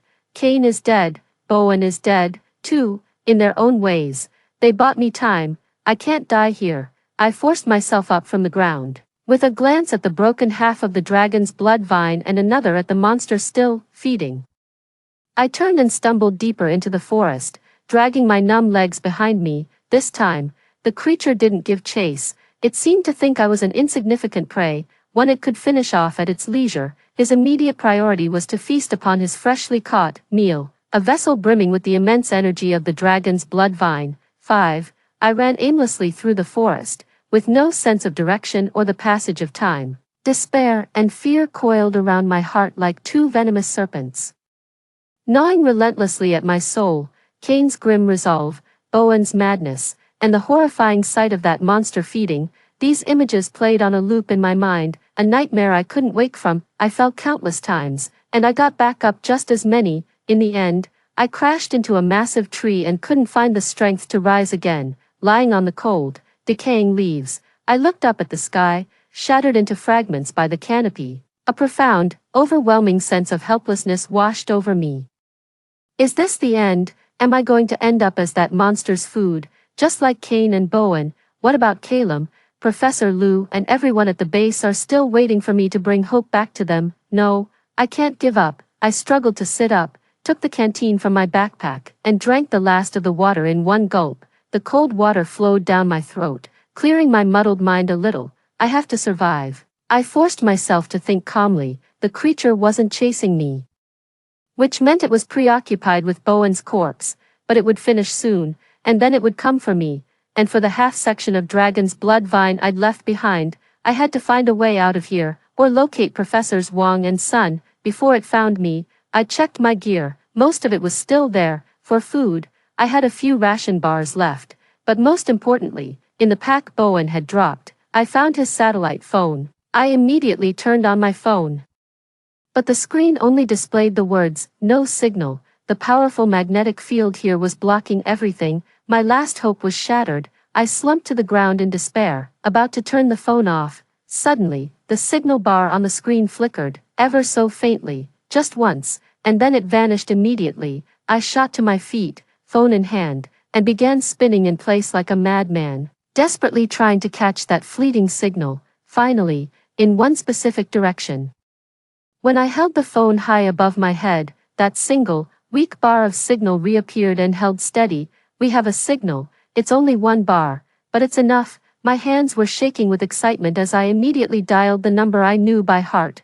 Professor Liu's private line. The phone was answered after just one ring. "Jet, is that you, Jet?" Professor Liu's frantic voice came through the receiver, crackling with heavy static, as if from another world. "Professor Liu, it's me, I'm alive." I shouted with all my strength. "Where are you? What happened? We've lost all your signals. Captain Kane. Captain Kane is gone." My voice choked with emotion. "Bowen too. We encountered a monster." I recounted our experience at Ghost Gorge and the existence of that creature as quickly as I could, keeping it brief. On the other end of the line, Professor Liu fell into a deathly silence. After more than 10 seconds, his voice finally returned, thick with shock and anguish. A monster that preys on tigers, humanoid. I understand now, Jet, listen to me. His voice suddenly became deathly serious and urgent. Tell me your surroundings right now. Are there any landmarks? You must stay where you are and don't move. Do not move. The rescue team. The rescue team is on its way. Rescue team. I was stunned. The helicopters can't get in. How are you? It's not our people. Professor Lu's voice dropped to a whisper, as if wary of something. It's the nation's highest level special response unit. They took over the operation the moment you lost contact. Jet, listen carefully. Whatever is in Ghost Woe Ravine, it might be beyond our ability to handle. It's outside the realm of science. At that moment, a cold, emotionless voice abruptly cut in over the phone, replacing Professor Lu's. Target confirmed. Jet, report your coordinates. The voice was as cold as metal, carrying an air of unquestionable authority. I have no coordinates. Navigation is down. I'm in a bamboo forest, next to a huge, lightning-blasted dead tree. Copy that. Stay on the line and hold your position. We'll be there in 10 minutes. 10 minutes. I couldn't believe my ears. This is the heart of Ghost Gorge, a place so treacherous even helicopters can't get close. Who are you? I couldn't help but ask. There was a 2-second silence on the other end of the line. We are the people who handle anomalies. With that, the call was disconnected. I stood there, clutching the satellite phone, my mind a complete blank. A special response unit, people who handle anomalies. What on earth is going on? Does the government already know about Ghost Grief Ravine? Did they know about the monsters here all along? I didn't have time to think it through. A tremendous roar suddenly erupted from right above me. That wasn't the sound of a helicopter. It was a sharper, more piercing sound. One that ripped through the air. My head snapped up. A massive, pitch-black aircraft, its design so futuristic it looked like it had flown straight out of a movie, pierced the thick miasma and came to a halt, hovering directly above me. It had no propellers, blue flames jetting from its underside. It hung there in utter silence, as if defying all known laws of physics. A beam of light shot down from the craft and enveloped me. Then, my body was drawn slowly and helplessly upward into the beam of light. 6. I was pulled by the beam into a cold, metallic feeling cabin. The cabin's interior walls glowed with a pale blue light. There were no windows to be seen, and not a single sound from the outside world could be heard, for figures clad in black tactical suits and full coverage helmets, their faces obscured, stood at the four corners of the cabin. The aura they exuded was colder than the dead of night in Ghost Whale Gorge. The weapons in their hands were of a design I had never seen before, streamlined and lethally efficient.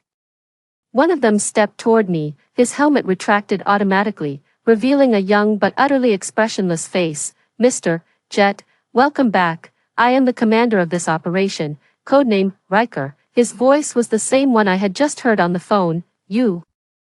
I stared at them, feeling as if I were in a dream. Just who are you? Our identities are none of your concern, Riker replied, his answer blunt and to the point. All you need to know is that we're here to handle this anomalous contamination incident. An anomalous contamination incident. Is he talking about the monster from Ghost Grief Ravine? What about Professor Wong and Professor Sun? I asked urgently. We got separated. Have you found them? They're safe, another person replied. His helmet visor still closed. After you were separated, they activated their emergency beacon. We picked them up immediately. You're the last one. I let out a sigh of relief. At least 3 of the 5-person expedition team had survived. What about that monster? I asked, my voice trembling. Riker glanced at me, his eyes utterly devoid of emotion. It's being purified. Purified? What word is this? At that moment, a metal panel on the cabin wall suddenly turned transparent. Like a giant screen, revealing the view outside. We were hovering directly above that sinkhole. I saw the creature with its grayish-black skin. He had finished devouring Bowen and now stood at the center of the sinkhole, roaring at the sky. His body seemed to have swelled yet again, and the wounds inflicted by Bowen's claws had completely healed. The energy from the dragon's blood vine had made him even more powerful. Then, I witnessed a sight I would never forget for the rest of my life. 4 identical black aircraft, just like the one we were in, came speeding in from 4 different directions and hovered at the 4 corners of the sinkhole. the flames at their base shifted from blue to a piercing, blinding red. In the next instant, four energy beams, more dazzling than the sun, shot out from the craft simultaneously, striking the monster with pinpoint accuracy. There was no explosion, no sound, under the beam's glare. The monster, which bullets couldn't even scratch, began to rapidly melt and disintegrate, its body dissolving like a wax figure in a raging fire. He let out a silent, agonized scream as his ashen-gray body dissolved into wisps of black smoke, evaporating and vanishing within the beam of light. In less than 10 seconds, the terrifying monster that had cost us 2 lives, along with the blood-red dragon's blood vines beneath it, was utterly erased from this world. Not even a trace of ash remained. Purified, I finally understand the meaning of these 2 words. This isn't a battle at all, it's a dimensional strike from a higher dimensional civilization. After completing all this, the light at the base of the 4 aircraft shifted back to blue, then they instantly accelerated, transforming into 4 black dots that vanished into the horizon. The entire process was as clean and precise as a surgical operation. Your turn, Mr. Jet. Riker turned and looked at me.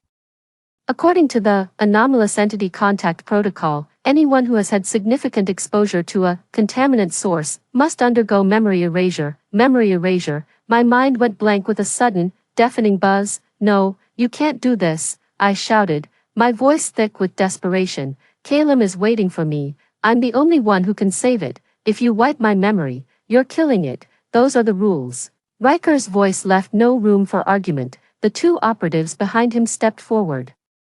Holding a bizarre, helmet-like device, I found the dragon's blood vine. No, not me. It was Bowen. He gave his life for it.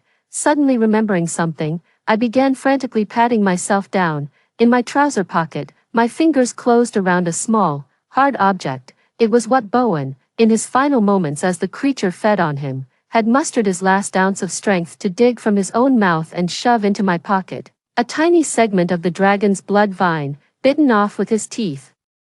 No larger than a thumb, I held the piece of dragon's blood vine, soaked in Bowen's blood, up before them, as if it were my last shred of hope. Look, this is the only sample. Without me, you have no idea how to use it. You don't know the dosage. You don't know the application. Kill me, or wipe my memory, and you'll lose any chance to save Calum forever. That South China tiger, a species extinct for 91 years, will be gone for good because of your goddamn rules, I screamed. My voice raw and ragged. The 2 operatives halted in their tracks and looked toward Riker. Riker looked at the piece of dragon's blood vine in my hand, and for the first time, a flicker of emotion crossed his perpetually icy, expressionless face. He remained silent for a full minute. Regulations state that when there is a potential for incalculable, catastrophic loss to the nation, the frontline commander is authorized to make an on-the-spot decision. He began to speak.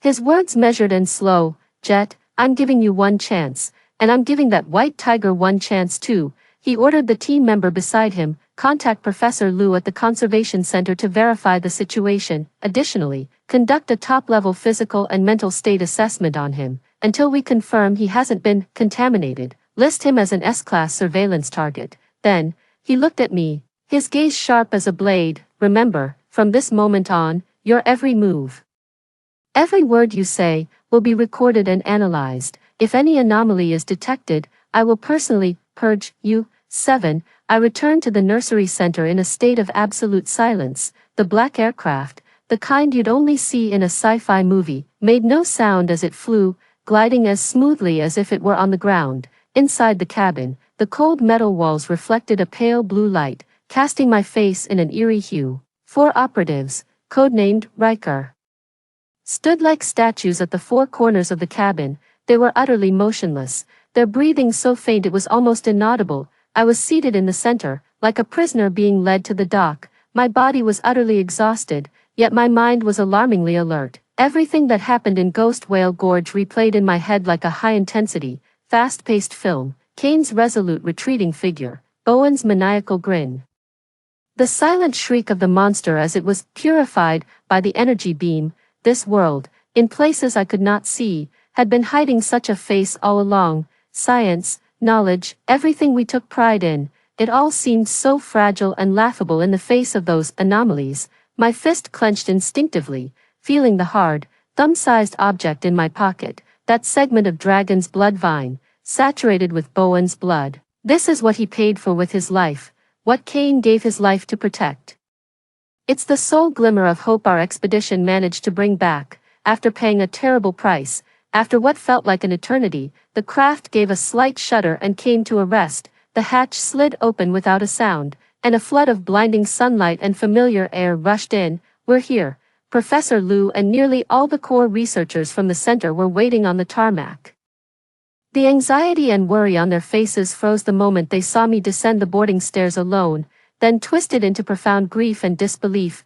Jet, just you. Professor Liu's voice trembled as he rushed forward a few steps and grabbed my arm. I looked at him, then at the sea of hopeful eyes behind him. My throat felt like it was clogged shut, and I couldn't utter a single word. All I could do was shake my head. With immense difficulty, in that instant, a deathly silence fell over the tarmac. Several young female researchers immediately covered their mouths, tears streaming down their faces. Botanist Professor Sun and geologist Professor Wang stood at the back of the crowd. They had clearly already been informed of the situation. The two elderly men supported each other, their faces etched with profound sorrow. Riker and his team descended as well.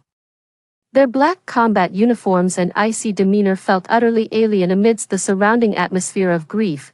Professor Liu, I said, pulling my hand free from his grasp, ignoring my own injuries and exhaustion. I reached into my pocket and, with the utmost care, withdrew the segment of dragon's blood vine. This is what Bowen gave his life to retrieve. I handed the segment of dark red vine, stained with dried blood, to Professor Liu. The moment he saw it, Professor Liu's eyes widened in shock.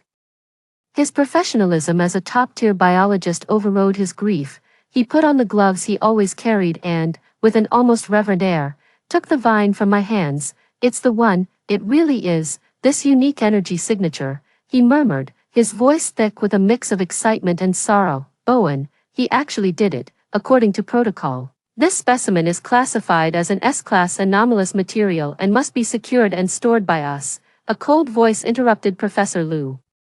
Riker approached us, a member of his team behind him carrying a silver metal briefcase. No, Professor Liu's head snapped up, like an enraged lion. He shielded the dragon's blood vine in his hands. This is Calem's only hope. You can't take it. Professor Liu, you need to understand. This isn't a negotiation. It's an order, Riker said, his tone devoid of any emotion. Our mission is to contain and eliminate anomalous contamination, not to conduct biological research. Eliminate my ass.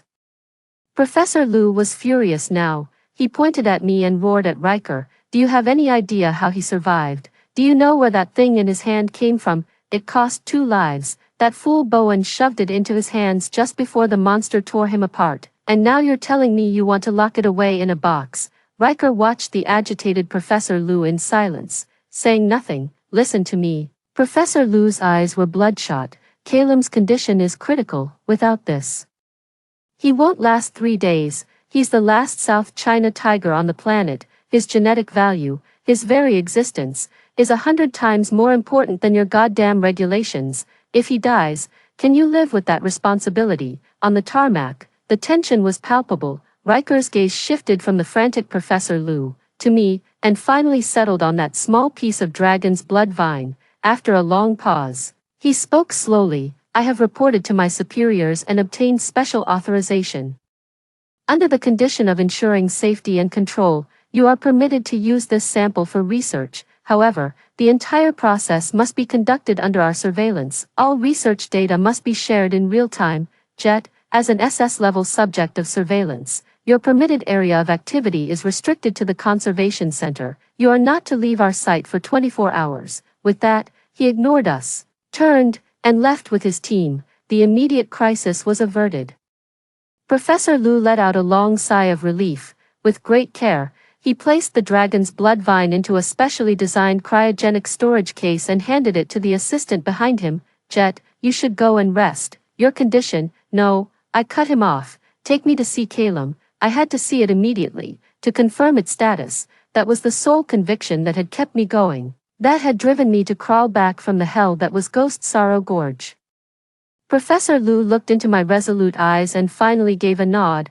We arrived at the massive indoor biosphere. Through the thick bulletproof glass, I saw Calum. After just a few days apart, its decline was painfully obvious. Its once glossy, snow-white fur had grown dull, its body had thinned, and as it lay on the artificial rock, its eyes were filled with anxiety and lethargy. It seemed to sense my presence. Its head jerked up, and the moment its ice-blue eyes met mine, they ignited with a fierce, vibrant light. It rose to its feet, letting out a low, plaintive whimper full of grievance and longing, then stumbled down from the artificial hill. It rushed to the glass wall, pressing its massive head hard against the cold surface. A frantic, rumbling sound came from its throat, like a child who had lost its master. Watching its desperate state, my heart felt as if it were being wrung by a tight fist. The sacrifice at Ghost Sorrow Gorge. Everything we had given, was all for its sake. We absolutely cannot fail. 8. That thumb-sized fragment of dragon's blood vine became the very heart of the entire conservation center. Professor Liu immediately convened the center's top experts. Even Professor Sun, still recovering from his injuries, joined the effort. A brand new research team, operating under the highest level of secrecy, began working with unprecedented efficiency. The central A-level biolab was completely cleared out and taken over by Riker's operatives. They installed countless monitoring and sensor devices I couldn't begin to understand. Like silent shadows, they watched over every single step of the experiment. The analysis results came back quickly, but they only plunged everyone into a deeper predicament. The energy structure of this thing is utterly overwhelming, said Dr. Li, the head of biochemical analysis, his face pale as he pointed at a complex model on the screen. The bioenergy it contains is thousands of times greater than what we analyzed in China's herbal concoctions, but its aggressiveness is equally extreme. It assimilates and consumes any organic matter it contacts. If used directly, forget Calum, even a blue whale would be instantly overloaded by its energy and reduced to ashes. A dead silence fell over the laboratory. This outcome is more despairing than mere uselessness. The sample is too small, less than 3 grams. We can't run any more viability tests. Dilution is our only option, but what's the ratio? To what degree do we dilute it to preserve its active components without making it lethal? There's no room for trial and error. We only get one shot at this. The experts argued endlessly, yet none could produce a foolproof plan. Time trickled away amidst the debate. Calum's condition worsened with each passing day. It had completely refused the nutrient solution, and its bodily functions were rapidly deteriorating. We can't wait any longer. Finally, Professor Liu made the decisive call, his voice hoarse and resolute. We're going with the most conservative approach. Take a 1 milligram sample and dilute it with a 1,000-fold volume of purified protein solution. Then, we hand it over to Jet. Success or failure hinges on this single move. This decision felt like a high-stakes gamble, betting Calum's life and all our efforts over the past few days on a single roll of the dice. From within the team, a man codenamed Viper, Riker's second-in-command, stepped forward. He was in charge of the lab's technical monitoring and, of everyone present, harbored the deepest animosity toward me. Professor Liu, I object. Viper's voice was as cold and sharp as his namesake. Entrusting such a critical sample to an emotionally volatile amateur and relying on some unscientific emotional connection for administration is a desecration of science itself. If this fails, who will be held accountable? His gaze fixed on me like a viper's, brimming with distrust and contempt. In my professional opinion, this is what we call zero controllability. In my professional opinion, this is what we call the only viable option. Professor Liu shot back without a hint of courtesy. Calum trusts Jet, and Jet alone. That is a verified, indisputable fact. If you have a better way to make a 300-pound beast, in the throes of peak withdrawal, docilely drink what's in your hand, I'll hand over the sample to you this instant. Viper was left speechless. He snorted coldly and fell silent, but the disdain in his eyes did not diminish in the slightest. In the end, the plan was approved. The lab spent an entire day scraping a nearly imperceptible amount of powder from that precious fragment of dragon's blood vine, concocting a small bowl of dark red, odorless liquid. This was Calum's verdict of life or death. I changed into a sterilized protective suit. It was the first time since my return that I was permitted to enter the biosphere. I pushed open the heavy iron door. Calum lay helplessly on the ground. At the sound, he only managed a weak flutter of his eyelids. But when he saw it was me who had entered, a light instantly rekindled in his dull, ice-blue eyes. He struggled to his feet, letting out a weak but joyful whimper, and staggered toward me. He came up to me and gently, affectionately, nuzzled his massive head against my chest. I could feel its body trembling faintly. Its life force was rapidly fading away. I crouched down, stroking its neck, and slowly pushed the bowl of liquid that held all our hope towards it. Calum, drink it. Drink it and you'll be okay. My voice trembled. Calum lowered its head, its massive nose cautiously sniffing at the edge of the bowl. The next instant, it recoiled violently as if shocked, a terrified growl rumbling in its throat. Its fur stood on end, its pure white coat bristled completely, its body arched into a highly aggressive posture. It stared at the bowl of liquid, its eyes filled with dread. I was stunned. In the monitoring room, everyone's hearts sank. It failed. Calum has an instinctive fear of the scent of the dragon's blood vine. That domineering, aggressive energy makes it feel a lethal threat. It's afraid. It would rather starve than touch that bowl of stuff. It growled at the bowl of liquid for a moment, then carefully skirted around it. Coming back to my side, it gently nudged my hand with its head, a soothing purr rumbling in its throat, as if urging me to stay away from that dangerous thing. Looking into its intelligent eyes, my heart ached as if pierced by a needle. I slowly retrieved the bowl of liquid. The first attempt ended in utter failure. A heavy pall of despair hung over the entire research center. The shadow of failure loomed over everyone like a dark cloud. For the next 2 days, we tried every method we could think of. We mixed the solution into its favorite meat, and even attempted to force it down. But all efforts failed. Calum's wariness was beyond imagination. It shunned anything that carried even a trace of the dragon's blood vine. Calum's body deteriorated at a visible rate. It stopped moving about, spending most of its time lying on the ground, its breath growing faint. Its once magnificent coat, which had gleamed like snow-white satin, lost its luster, now resembling a pile of discarded, threadbare blankets. I stayed in the habitat every day, keeping it company. I could do nothing but sit by its side, stroking it over and over, talking to it. I told it stories from my childhood, about how I became a quiet programmer, and about how small and frail it looked the first time I saw it. I also told it about Ghost Grief Ravine, about that terrifying forest, about how that cold, resolute man faced an unbeatable monster for our sake. I told it about that proud, arrogant doctor, and how he bought our only hope with the most terrible sacrifice. As I spoke, tears began to flow uncontrollably, my voice choked, and I was overcome with sobs.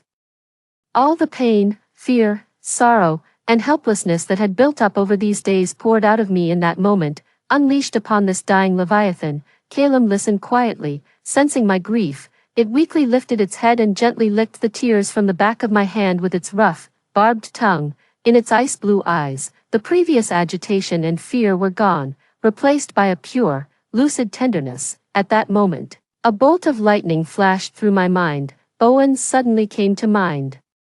The horrific mutation that occurred after he swallowed the dragon's blood vine. I remembered that monster with ashen gray skin, who fed on giant tigers, gnawing on their heads as if they were fruit. I remembered that insane note from China, nourished with a century-old blood Ganoderma, supplemented with the vital essence of a living creature. The vital essence of a living creature. I finally understand. I see where we went wrong. The dragon's blood vine is no ordinary plant.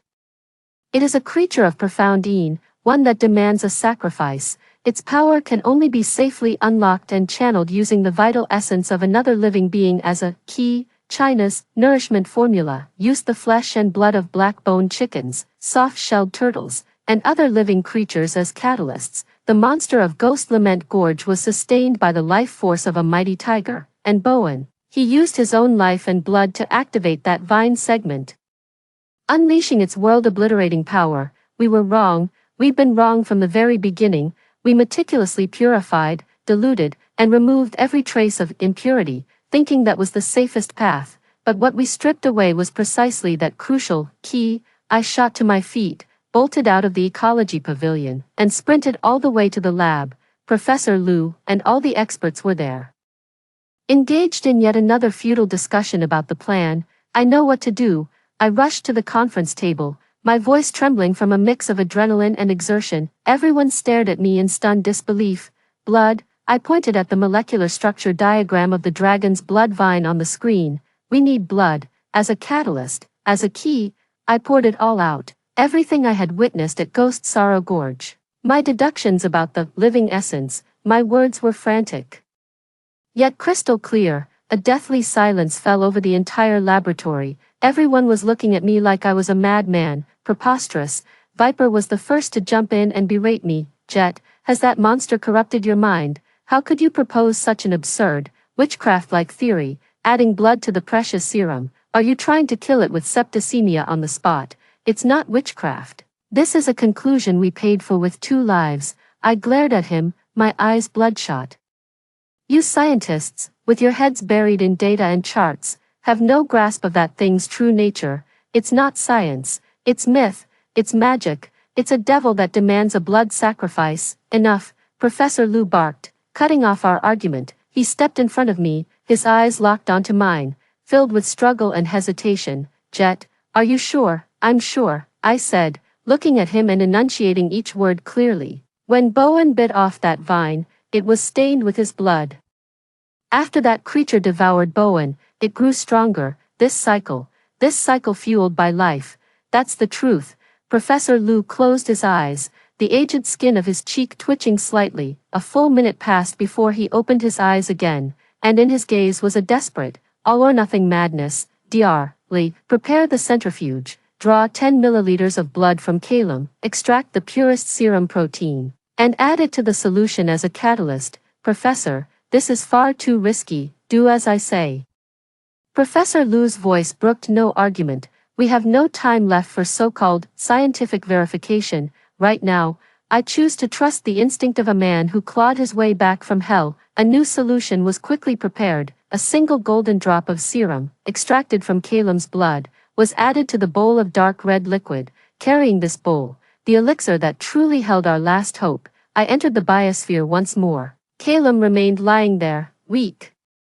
But it seemed to sense that this was the final moment. I walked up to it and crouched down, not rushing to hand over the bowl. I just looked into its eyes and said softly, Calum, I don't know if this will save you or kill you, but this is our last chance. For Captain Kane, for Dr. Bowen, and for yourself, give it everything you've got. Okay. I slowly pushed the bowl towards it. Calum looked at the bowl of liquid, then back at me. It didn't back away and snarl like it did last time.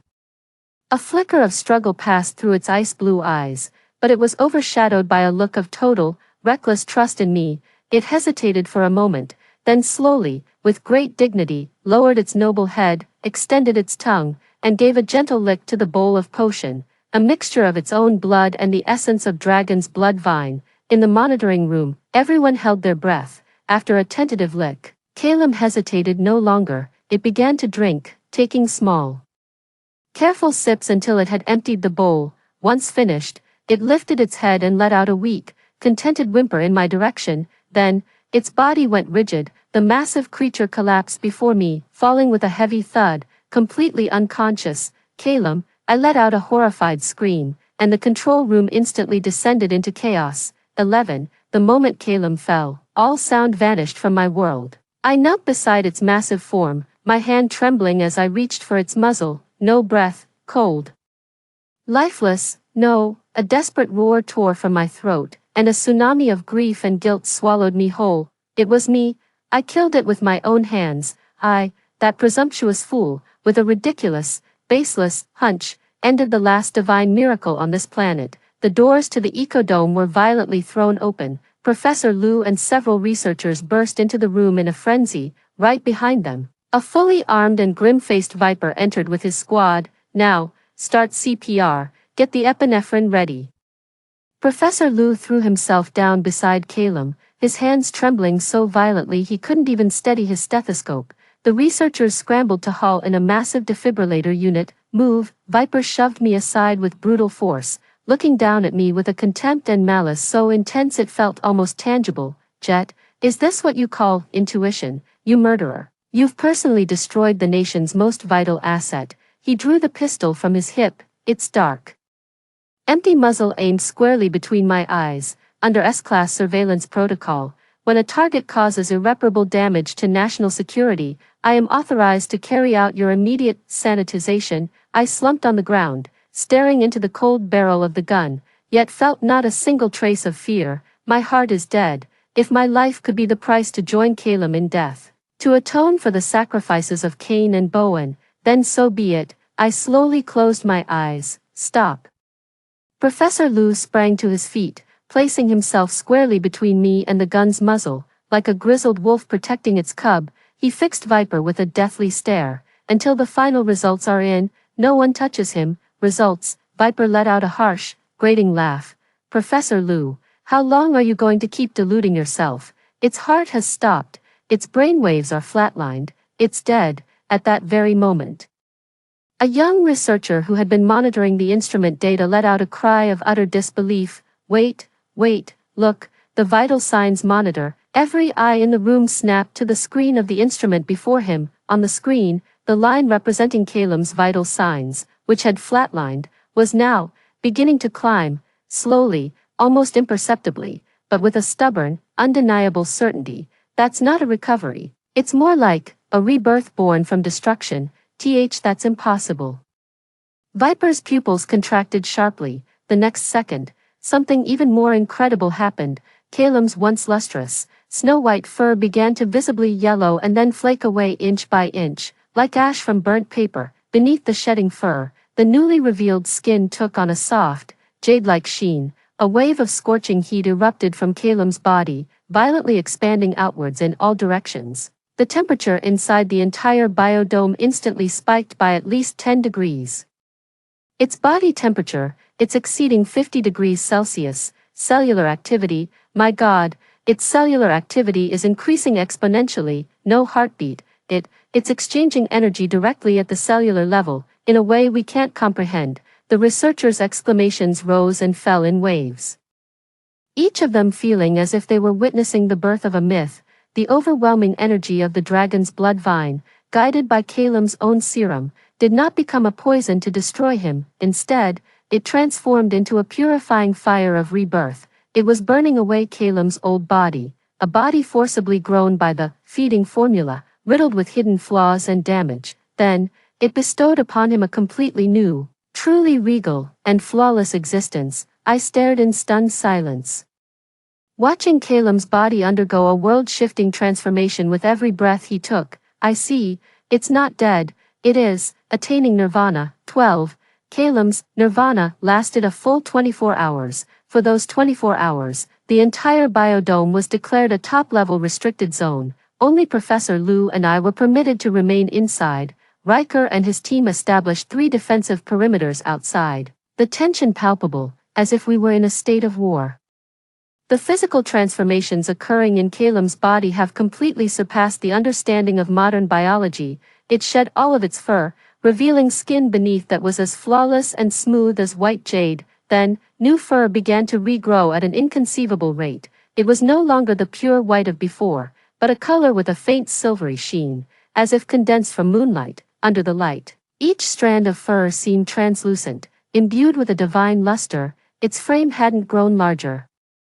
In fact, it seemed to have become more compact, yet every inch of its musculature was now more defined, brimming with explosive power. The lines of its body, once somewhat bloated from forced husbandry, were now perfect and fluid, like a vibrant work of art carved by a master sculptor. The most astonishing change was in its eyes. Those ice-blue eyes had grown deeper and more pure. They were like 2 uncut, ancient glacial ice blocks from the polar extremes.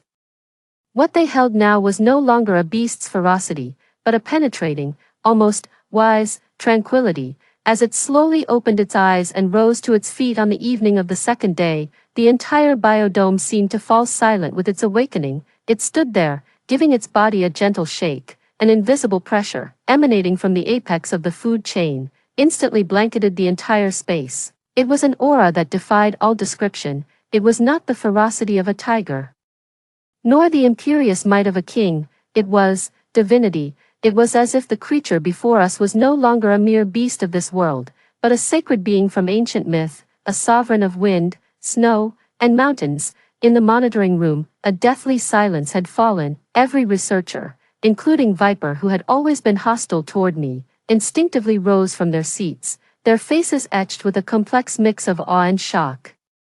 They faced the silver-white figure on the screen like ancient subjects gazing up at their deity.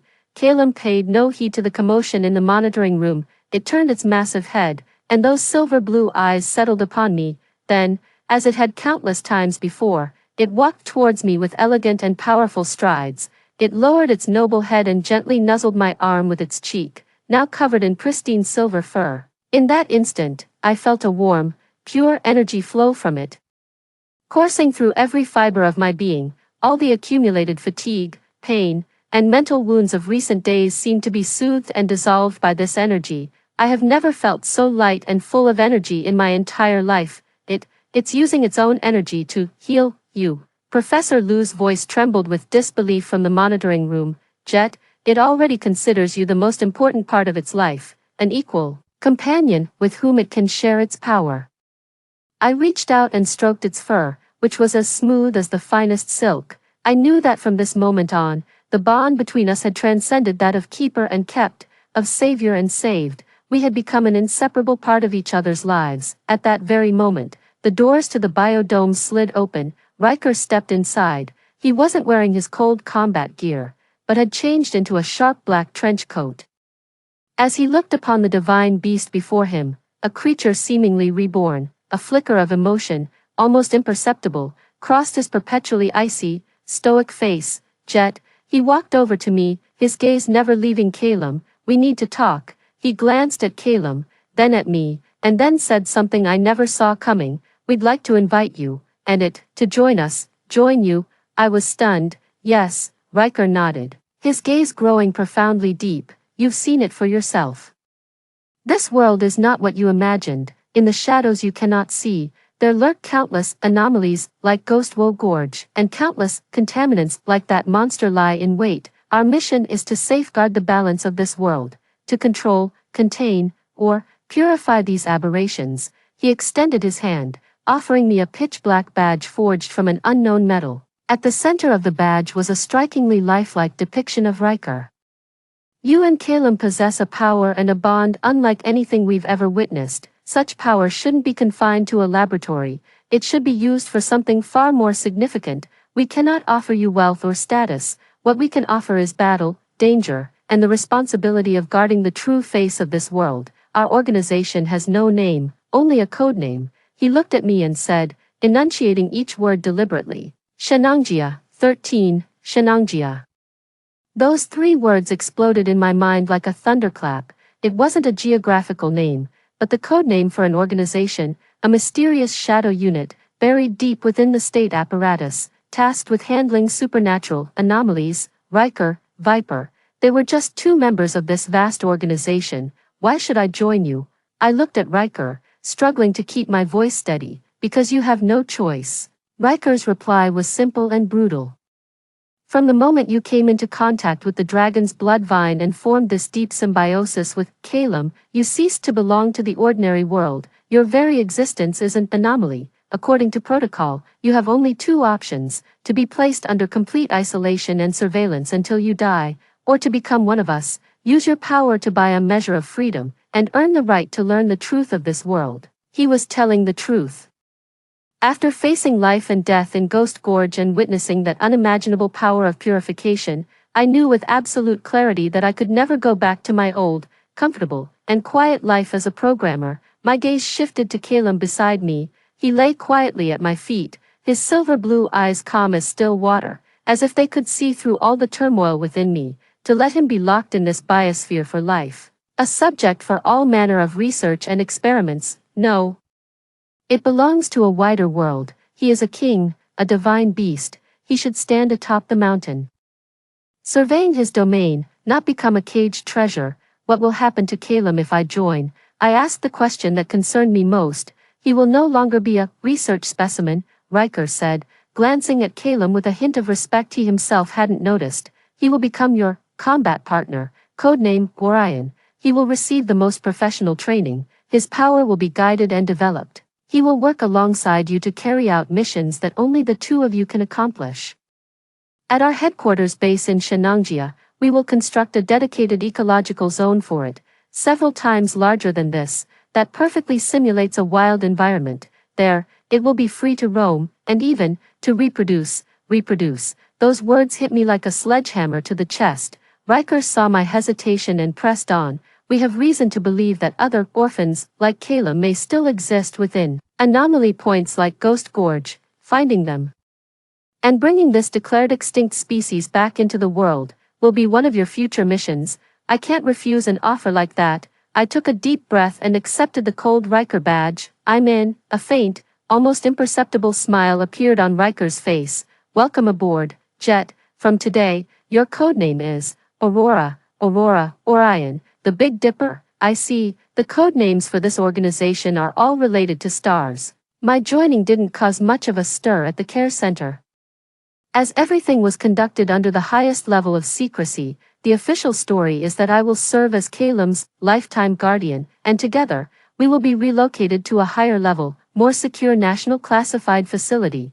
Although Professor Liu was reluctant to let go, he understood that this was the best outcome for both me and Calum. Before leaving, Professor Liu placed a report and a medal into my hands. That report contained the final verdict on China. She was sentenced to life imprisonment without the possibility of parole, convicted on multiple charges including illegal research, endangering public safety, and numerous counts related to the poaching and smuggling of rare flora and fauna. That deranged woman, who sought to restore her family's glory, will spend her pitiful remaining years in a cold prison cell. That medal was the First-Class National Guardian Hero Award, posthumously conferred by the state upon Kane and Bowen. As I looked at those two heavy, gold-gleaming medals, I seemed to see once more that resolute figure walking away, and that tragic, final smile. The organization has taken care of their families, Professor Liu said, his voice low and heavy with grief. All honors and compensations will be of the highest order, but we all owe them a life. I carefully put the two medals away, then bowed deeply and solemnly to Professor Liu. Professor, thank you. Please, say goodbye to them for me. The weather was beautiful on the day I left.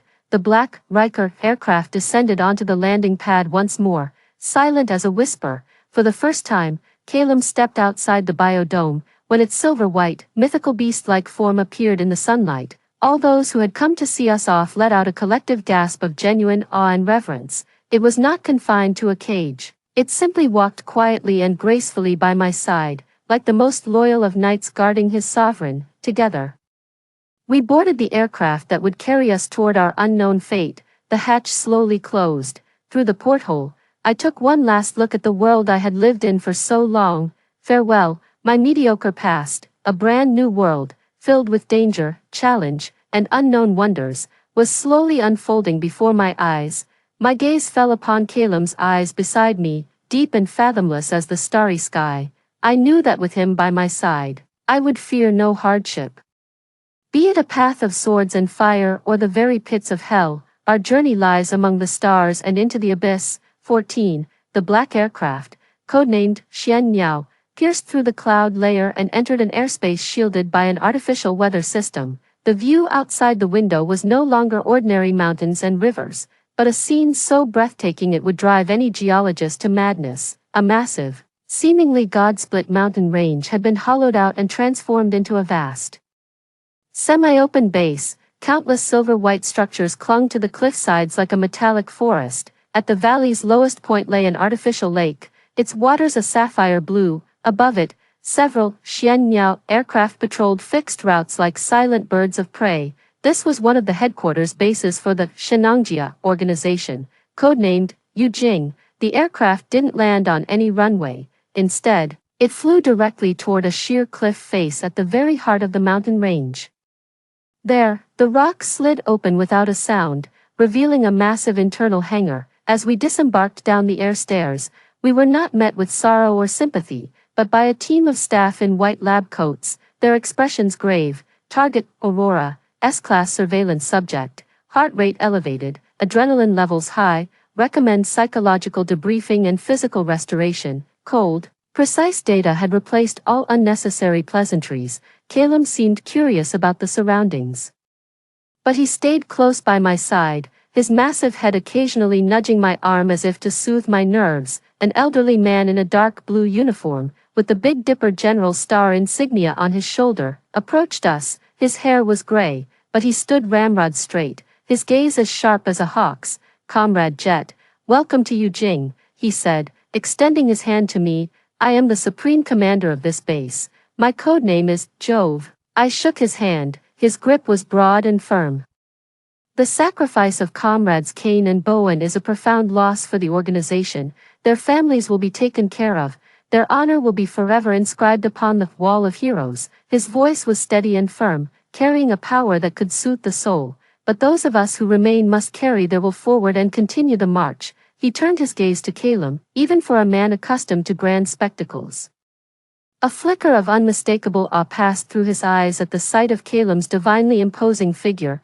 "Come with me, let's first show it to its new home." Led by Jove, we boarded a high-speed elevator that descended nearly a kilometer deep into the heart of the mountain. The elevator doors slid open, and the sight before me stole my breath away. We stood on a vast, circular observation walkway, our feet planted on thick, reinforced glass. Below the glass sprawled a massive, self-contained biosphere, at least the size of 10 football fields, meticulously simulating a genuine wilderness environment. It contained towering mountains, flowing streams, open grasslands, and dense forests. Overhead, a simulated artificial sky cycled through day and night, while the air was rich with the scent of fresh grass and damp earth.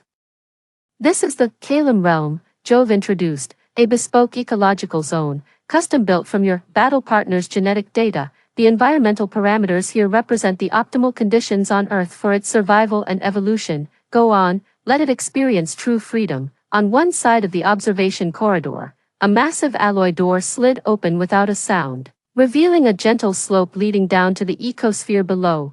Calum seemed to understand. It glanced back at me, its ice-blue eyes full of inquiry. I crouched down, stroking its head, and whispered, "Go on, Calum, this is your kingdom now." With my permission granted, a low, joyful rumble sounded from its throat. The next instant, it moved. A streak of silvery lightning shot past me, racing down the gentle slope and into the ecosystem below. It no longer suppressed its true nature. It ran wild across the vast grassland, its speed so great it left only a trail of afterimages. In a single bound, it leaped to the summit of a man-made mountain dozens of meters high, tilting its head back to unleash a roar brimming with power and freedom. The roar pierced through the thick glass, echoing throughout the mountain's interior. It was no longer the snarl of a beast, but the proclamation of a sovereign, asserting dominion over this land. Watching its powerful, unrestrained form, my eyes welled up with tears. "Kane, Bowen, do you see it?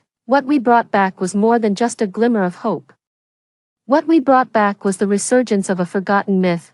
"Aurora," Jove's voice sounded beside me, "starting today, you will undergo the most systematic training here. What you need to learn is how to become a qualified member of Shenangjia, and how to fight alongside a true, divine beast." He handed me a brand new set of black combat gear and the Riker badge bearing my codename, Aurora. "Your past has been left behind in that bamboo forest.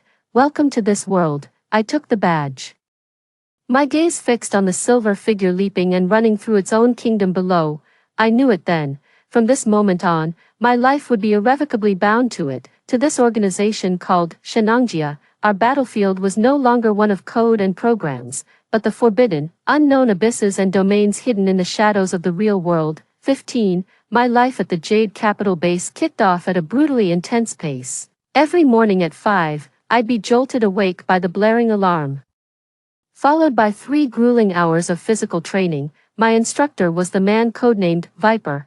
He held no affection for me and was utterly merciless during drills, loaded marches, combat techniques, survival training. He used the harshest standards to mold me, a programmer who couldn't hurt a fly, into a competent soldier. I never uttered a single word of complaint. Every time I'm completely exhausted and on the verge of giving up, I think of Kane and Bowen.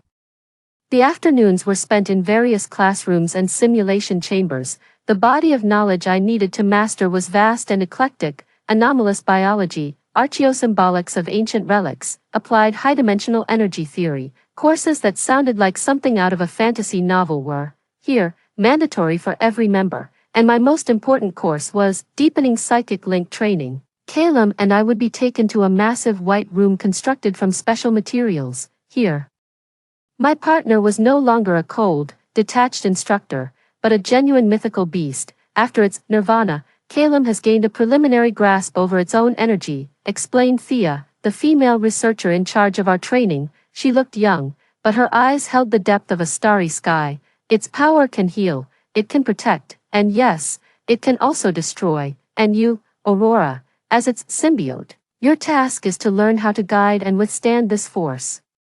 The training method was simple and brutal. I had to spar with Calum, of course. It wasn't a real fight.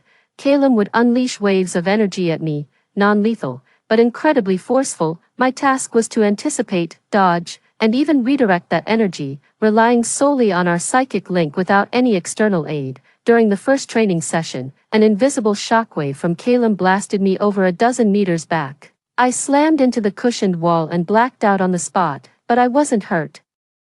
The moment the energy hit, Calum precisely reined in its force. At the same time, a warm current washed over me, mending the impact I'd just taken. I was sent flying again and again, only to pick myself up time after time. Gradually, I learned how to sense Calum's intent through our link before it even launched an attack. It was a strange, almost mystical feeling, like a premonition flashing in my mind, or a sudden, inexplicable urge to dodge left or right. A month later, I could just barely manage to last 5 minutes against Calum's steady, unhurried barrage of energy orbs without getting hit. My progress surprised everyone, even Viper, who had never thought much of me.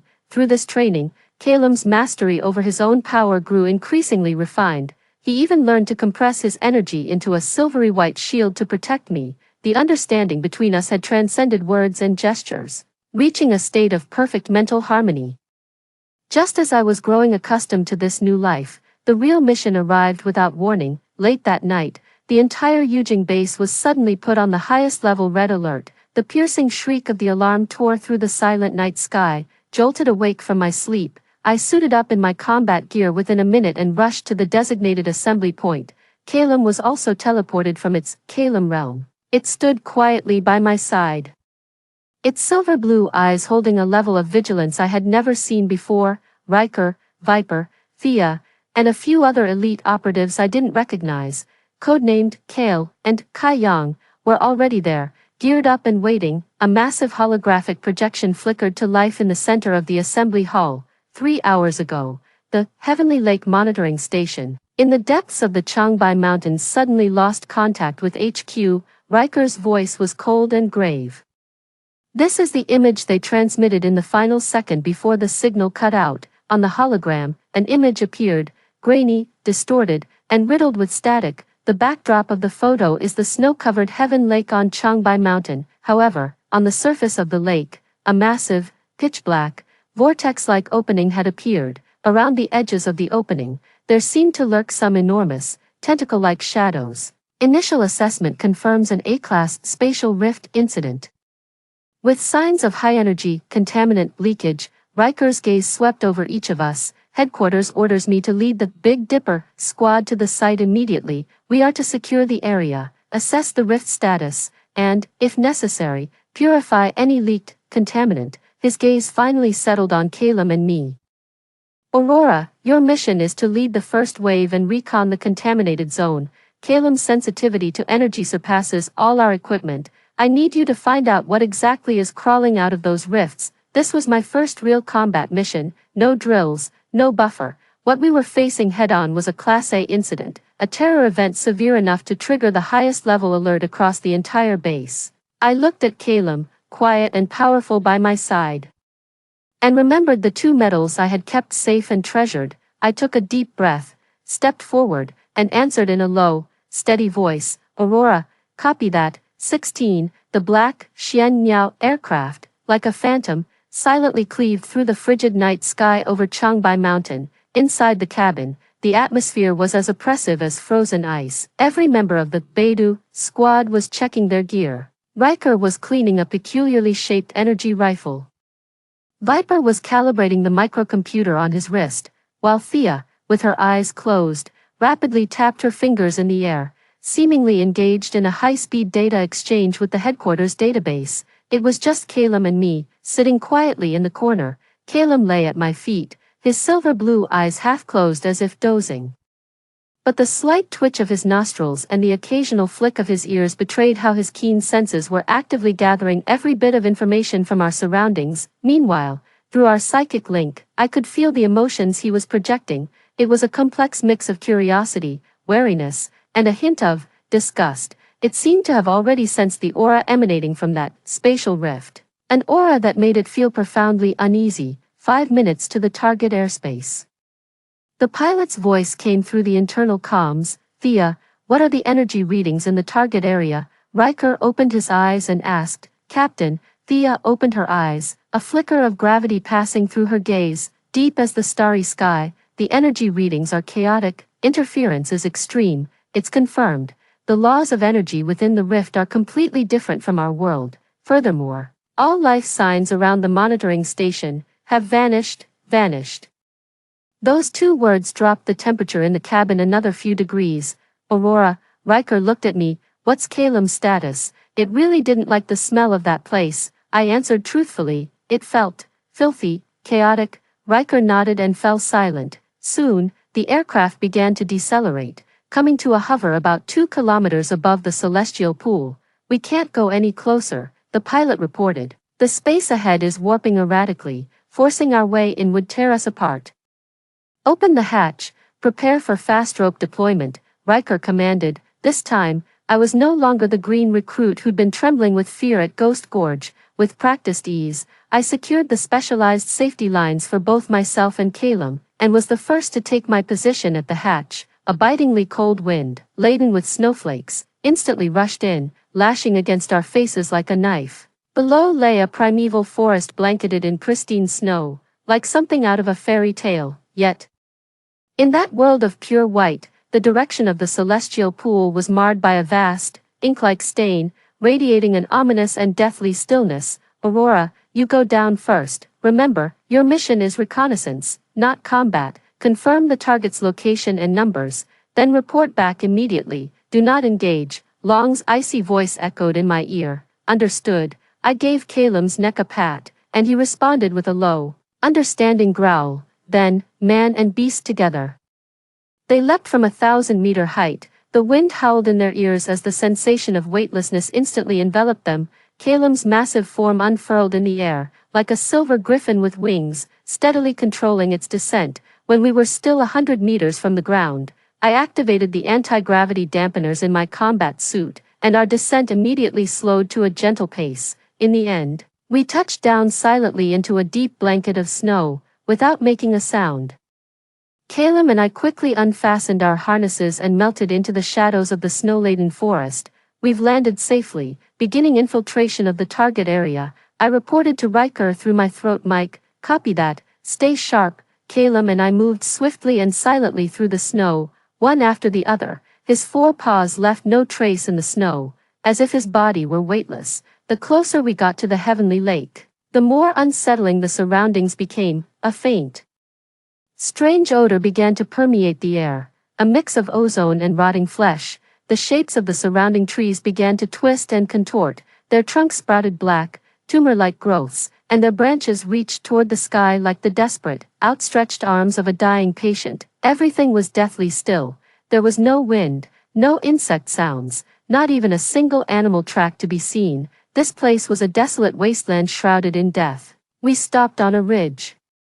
With the Tianchi Lake lying ahead, the sight before me was even more shocking and terrifying than what the photographs had shown. The entire surface of Heaven Lake was now completely dominated by that colossal black vortex. It rotated slowly, like a giant, abyssal eye staring up at the sky. Countless streams of a black, viscous, oil-like substance were continuously surging from its center, staining the once clear water a pitch black, and at the edges of the vortex, dozens of thick, black tentacles, covered in suckers and eyes, thrashed wildly in the air like monstrous serpents. The monitoring station, built on the lake's shore, was now completely encased in that black slime, transformed into a silent, dark tomb. Captain, this is Aurora. I've reached the objective, I whispered. transmitting everything I saw in real time back to the craft via my combat suit's camera. The contaminant entity is confirmed. Designation, Abyssal Eye, count as 1, but my words trailed off.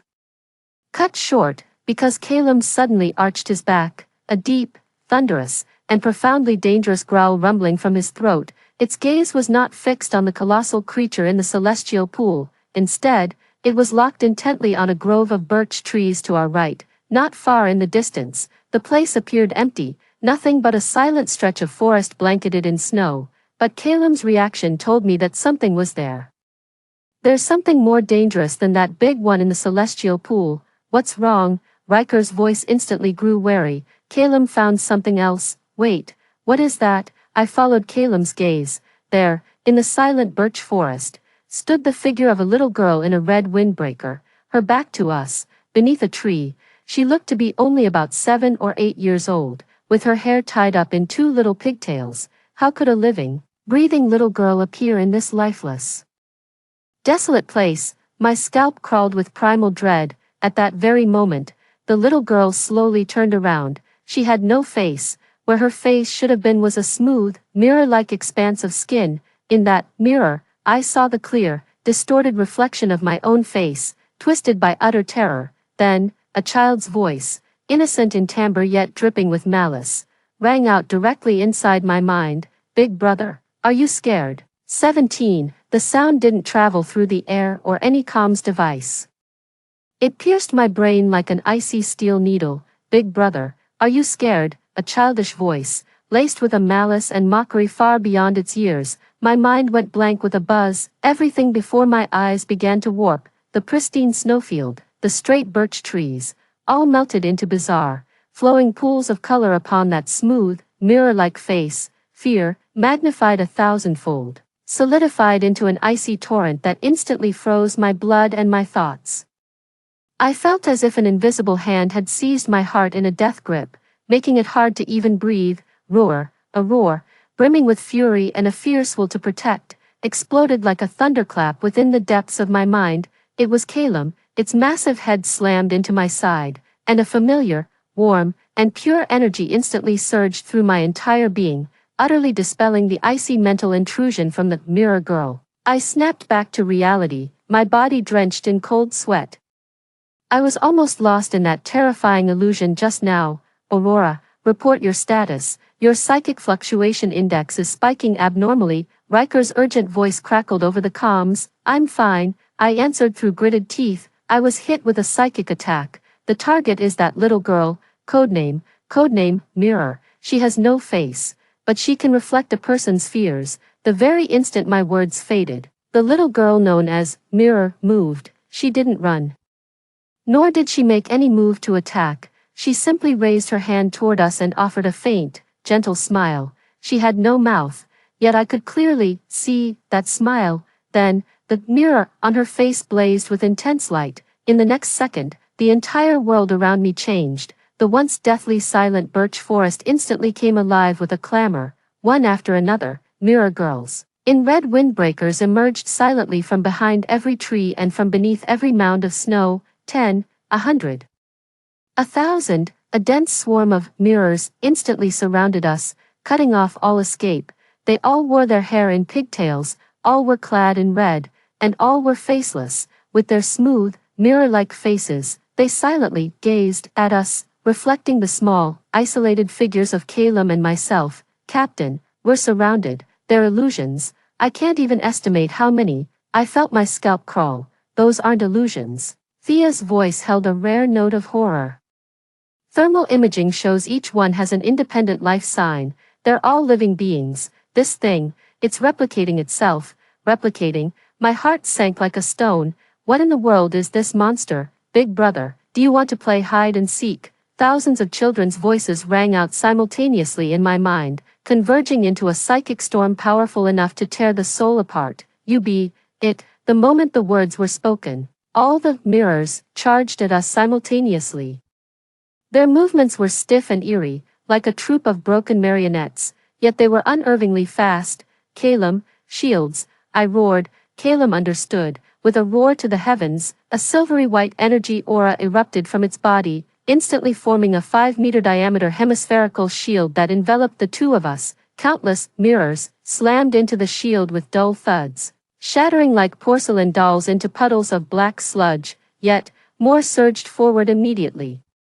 Wave upon relentless wave, in an endless assault, the shield flickered violently, and Caleb's body began to tremble slightly. Sustaining this level of output was a tremendous strain, even for it. Aurora, hold on, Riker's voice came through. He seemed to have made a decision. Lock onto the abyssal eye tentacle, saturation fire. Kale, Kayang, prepare to deploy the celestial pivot sequence. Target, that birch forest. Viper, prepare for a solo assault. Your mission is to secure a physical sample of the mirror entity. Aurora, I need you to draw all the replicants over, create an opening for Viper. That's an order. I understand Riker's plan now. He's going to strike both targets simultaneously, and Caleb and I, we're the decoys, the most dangerous ones, meant to draw all their fire. Copy that, I answered without a moment's hesitation. I looked at Caleb, panting beside me from the energy drain, placed my hand on its head, and poured my own psychic energy unreservedly into the link between us. Caleb, this next part, it's going to hurt, but we have to hold on. Caleb turned its head and met my gaze with its silver blue eyes. In that look was absolute trust and the fierce resolve to fight side by side. It retracted its defensive shield, then, it opened its maw, a highly compressed, silver energy sphere, shimmering with destructive light, rapidly coalesced within its mouth. The next instant, a silvery white pillar of light, piercing through heaven and earth, erupted from its maw and shot with overwhelming, annihilating force toward the boundless sea of mirrors. 18. Caleb's breath was like a white-hot brand searing into a slab of cold butter. The silvery white beam, composed of pure energy, vaporized everything in its path, snow, trees, and even those fearless mirrors, in an instant, leaving not a single trace behind. No man's land, 10 meters wide and hundreds of meters long, had been brutally carved out, but this brief clearing only invited an even more frenzied counterattack. All the mirrors seemed utterly enraged by that strike. Abandoning their previous chaotic charges, they now let out a unified, piercing shriek. From all directions, like a tide of black and crimson, they surged toward us, threatening to drown us completely. Now, Riker's voice crackled over the comms, in the very instant that all the mirrors had their attention fixed on me and Caleb. From the Vermilion Bird aircraft, two thicker, more dazzling beams of energy lanced down from the heavens. One beam struck true, slamming into the writhing mass of tentacles belonging to the Eye of the Abyss. In the celestial pool, the searing energy instantly charred and curled the slimy, grotesque appendages, sending black ichor spraying in all directions. The Eye of the Abyss unleashed a silent, soul-rending shriek of agony. Meanwhile, a second beam, carrying a vastly different and lethally oppressive energy, descended directly upon the birch forest that served as the mirror's true lair. Under the beam's radiance, the birch forest did not burn or vaporize. Instead, it was frozen, in a bizarre manner. Within that area, time and space seemed to have been put on pause.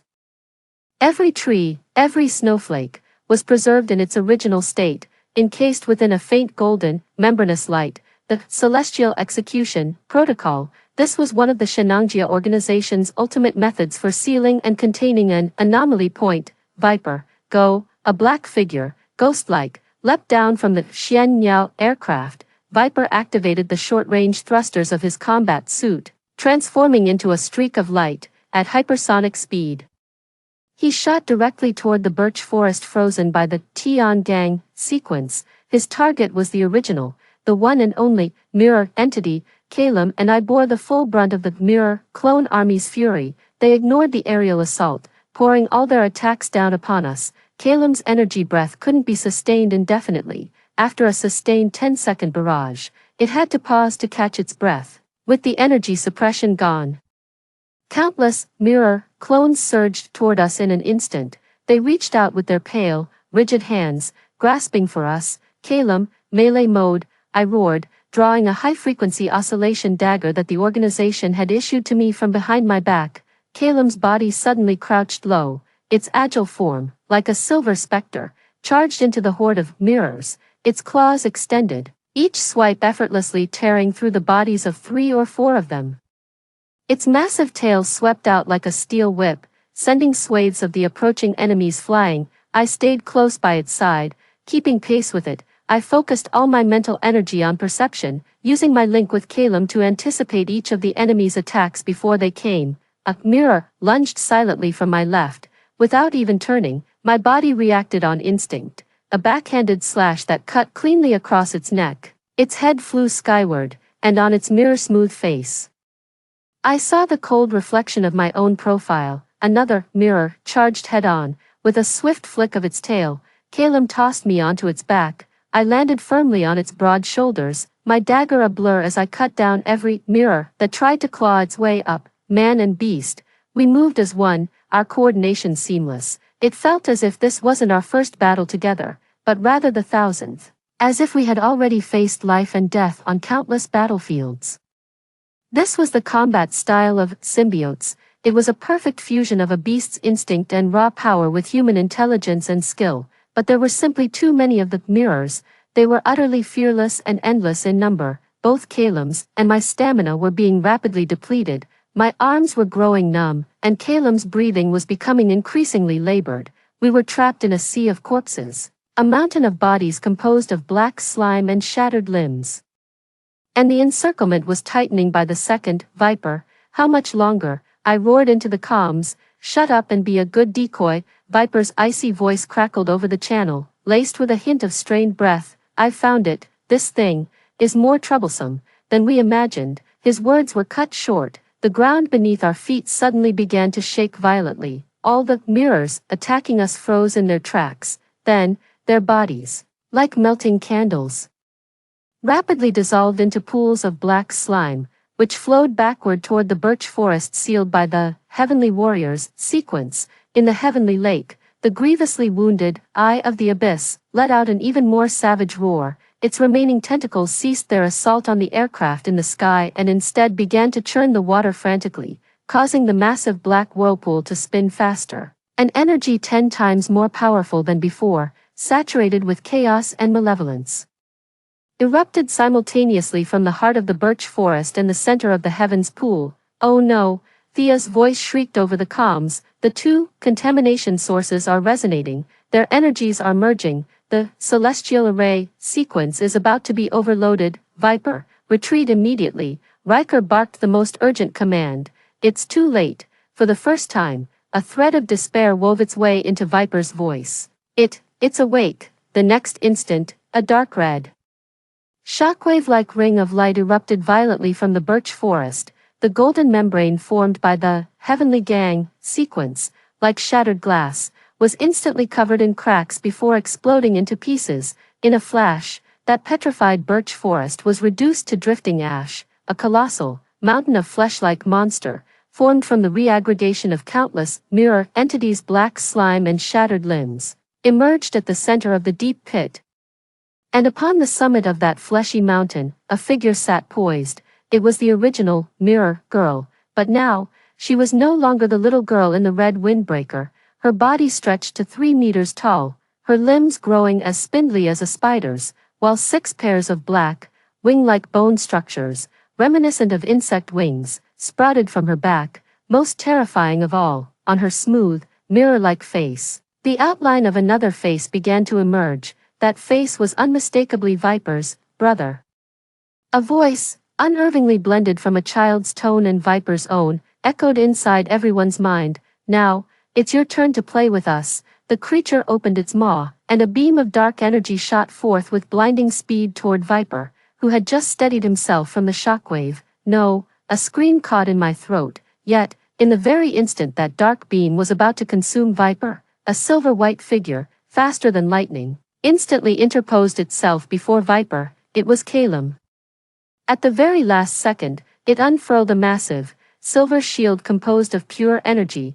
The black beam of light and the silver shield collided with tremendous force. 19. A deafening roar exploded throughout the entire valley. Black and silver-white energies clashed, tangled, and annihilated each other in a frenzy. The resulting shockwave instantly blasted away all snow and trees within a 100-meter radius, carving out a massive, ring-shaped vacuum. the force hurled me backward.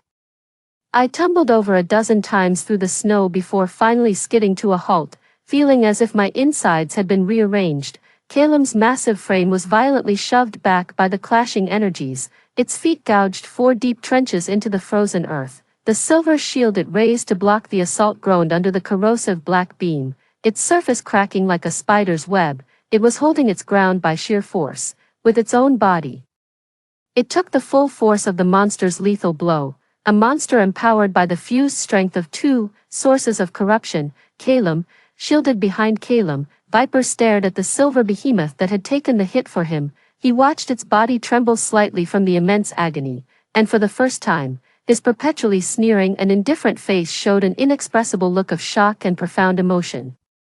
Roar! Caleb let out a world-shattering roar, pouring every last ounce of his energy into the shield. The silver light blazed with overwhelming intensity. Boom! The silver shield finally shattered, but the black energy beam was completely neutralized and annihilated in turn. Caleb's massive frame shuddered, a trickle of silver, mercury-like blood seeping from the corner of its mouth. It was hurt, to protect the man who had always seen it as nothing more than a beast. It had sustained severe injuries. Good job, Caleb. I struggled to my feet from the snow, rushing toward it while pouring my worry and urgency through our mental link. I'm fine, just a scratch. Caleb's projected thoughts were weak, yet brimming with a fierce, unyielding will to fight. It shook its massive head and raised it once more. Within its silver-blue eyes, a blazing fury burned as they locked unwaveringly onto the monstrosity perched atop the mountain of flesh. A monarch's dignity is not to be challenged. It, actually, blocked it. At the summit of the flesh mountain, the monster fused with Viper's visage let out an unearthly shriek, a chilling blend of both male and female voices, a mere guardian beast from the mortal realm.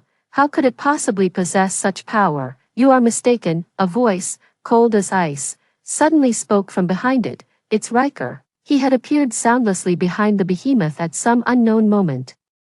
The muzzle of his uniquely shaped energy rifle was blazing with a harsh, star-like radiance. It is not a guardian beast, Riker's voice, amplified, echoed across the entire battlefield. It is a god, one of the ancient wills of this planet, awakened in the face of you, outer demons. Now, feel the wrath of this world. He pulled the trigger. There was no sound, no recoil, a single, pure, and intensely concentrated golden beam, one that seemed capable of incinerating all creation, erupted from the muzzle. The beam, however, did not target the monster. It shot straight into the sky. The golden pillar of light soared upward, detonating violently a kilometer in the air and transforming into a colossal magic circle, woven from countless golden runes, that enveloped the entire Tianqi region. Final protocol of the Shenangjia sequence, Zhou Tian Xing Do Grand Array, activate. The aged, commanding voice of Commander Jove resonated from every communication device. As he spoke, the colossal golden magic circle in the sky began to slowly rotate. Deep beneath the Changbai Mountains, it was as if some ancient power, slumbering for eons, had been stirred awake. Mountains, rivers, forests, wind, and snow, all the energies of the natural world were drawn by the circle, transforming into countless streams of light that converged toward its center. At the heart of the magic circle, a massive vortex of energy formed, composed of pure, primordial, world force, belonging to the planet itself. Purification, commence. Jove's voice rang out like the final judgment of a god. The colossal vortex of energy coalesced into a golden spear of light that pierced heaven and earth. It descended from the sky, driving itself mercilessly into the very heart of the celestial pool, towards the massive, black spatial rift, the source of all chaos. No. The abyssal eye, and the mirror, let out a simultaneous roar, thick with terror and despair. They frantically mustered every ounce of their power, striving to resist the divine retribution raining down from the heavens, but it was all in vain. Before the will of the entire planet, their so-called power of corruption was as insignificant as a speck of dust. The golden spear of light met no resistance. Piercing straight through the dark spatial rift, there was no explosion, no shockwave. Only an absolute, all-purifying silence. The colossal black vortex, along with the wildly dancing eye of the abyss, melted away within the golden light like snow under the sun, rapidly dissolving, disintegrating. and ultimately vanishing into nothingness. The mountain of flesh, conglomerate from countless limbs, also crumbled apart within the golden radiance. The monster fused with Viper's visage let out one final, unwilling shriek before meeting the same fate.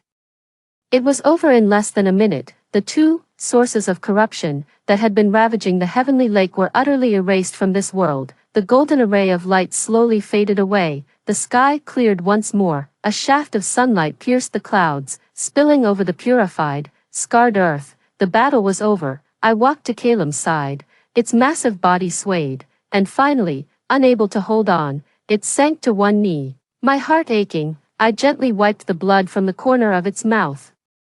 Pouring my own energy into it without reserve, Viper walked over as well. He looked at the weakened Calem, then at me. The perpetually icy mask on his face finally showed a faint crack. He approached Calem, removed his helmet, and revealed a pale, sharply defined face, pallid from blood loss. Without a word, he reached out and gave Calem's massive forepaw a gentle, clumsy pat. Then, he turned to me and spoke in a tone I had never heard from him before, hoarse and solemn. Aurora. You and it saved my life. From today on, Viper, owe you a favor. With that, he put on his helmet and turned to walk toward the waiting transport. His silhouette remained aloof, but it no longer carried the same distasteful air as before. I smiled, watching Calem slowly recover under the soothing influence of my energy. I knew then, from that moment on, our Beidou team had truly become one.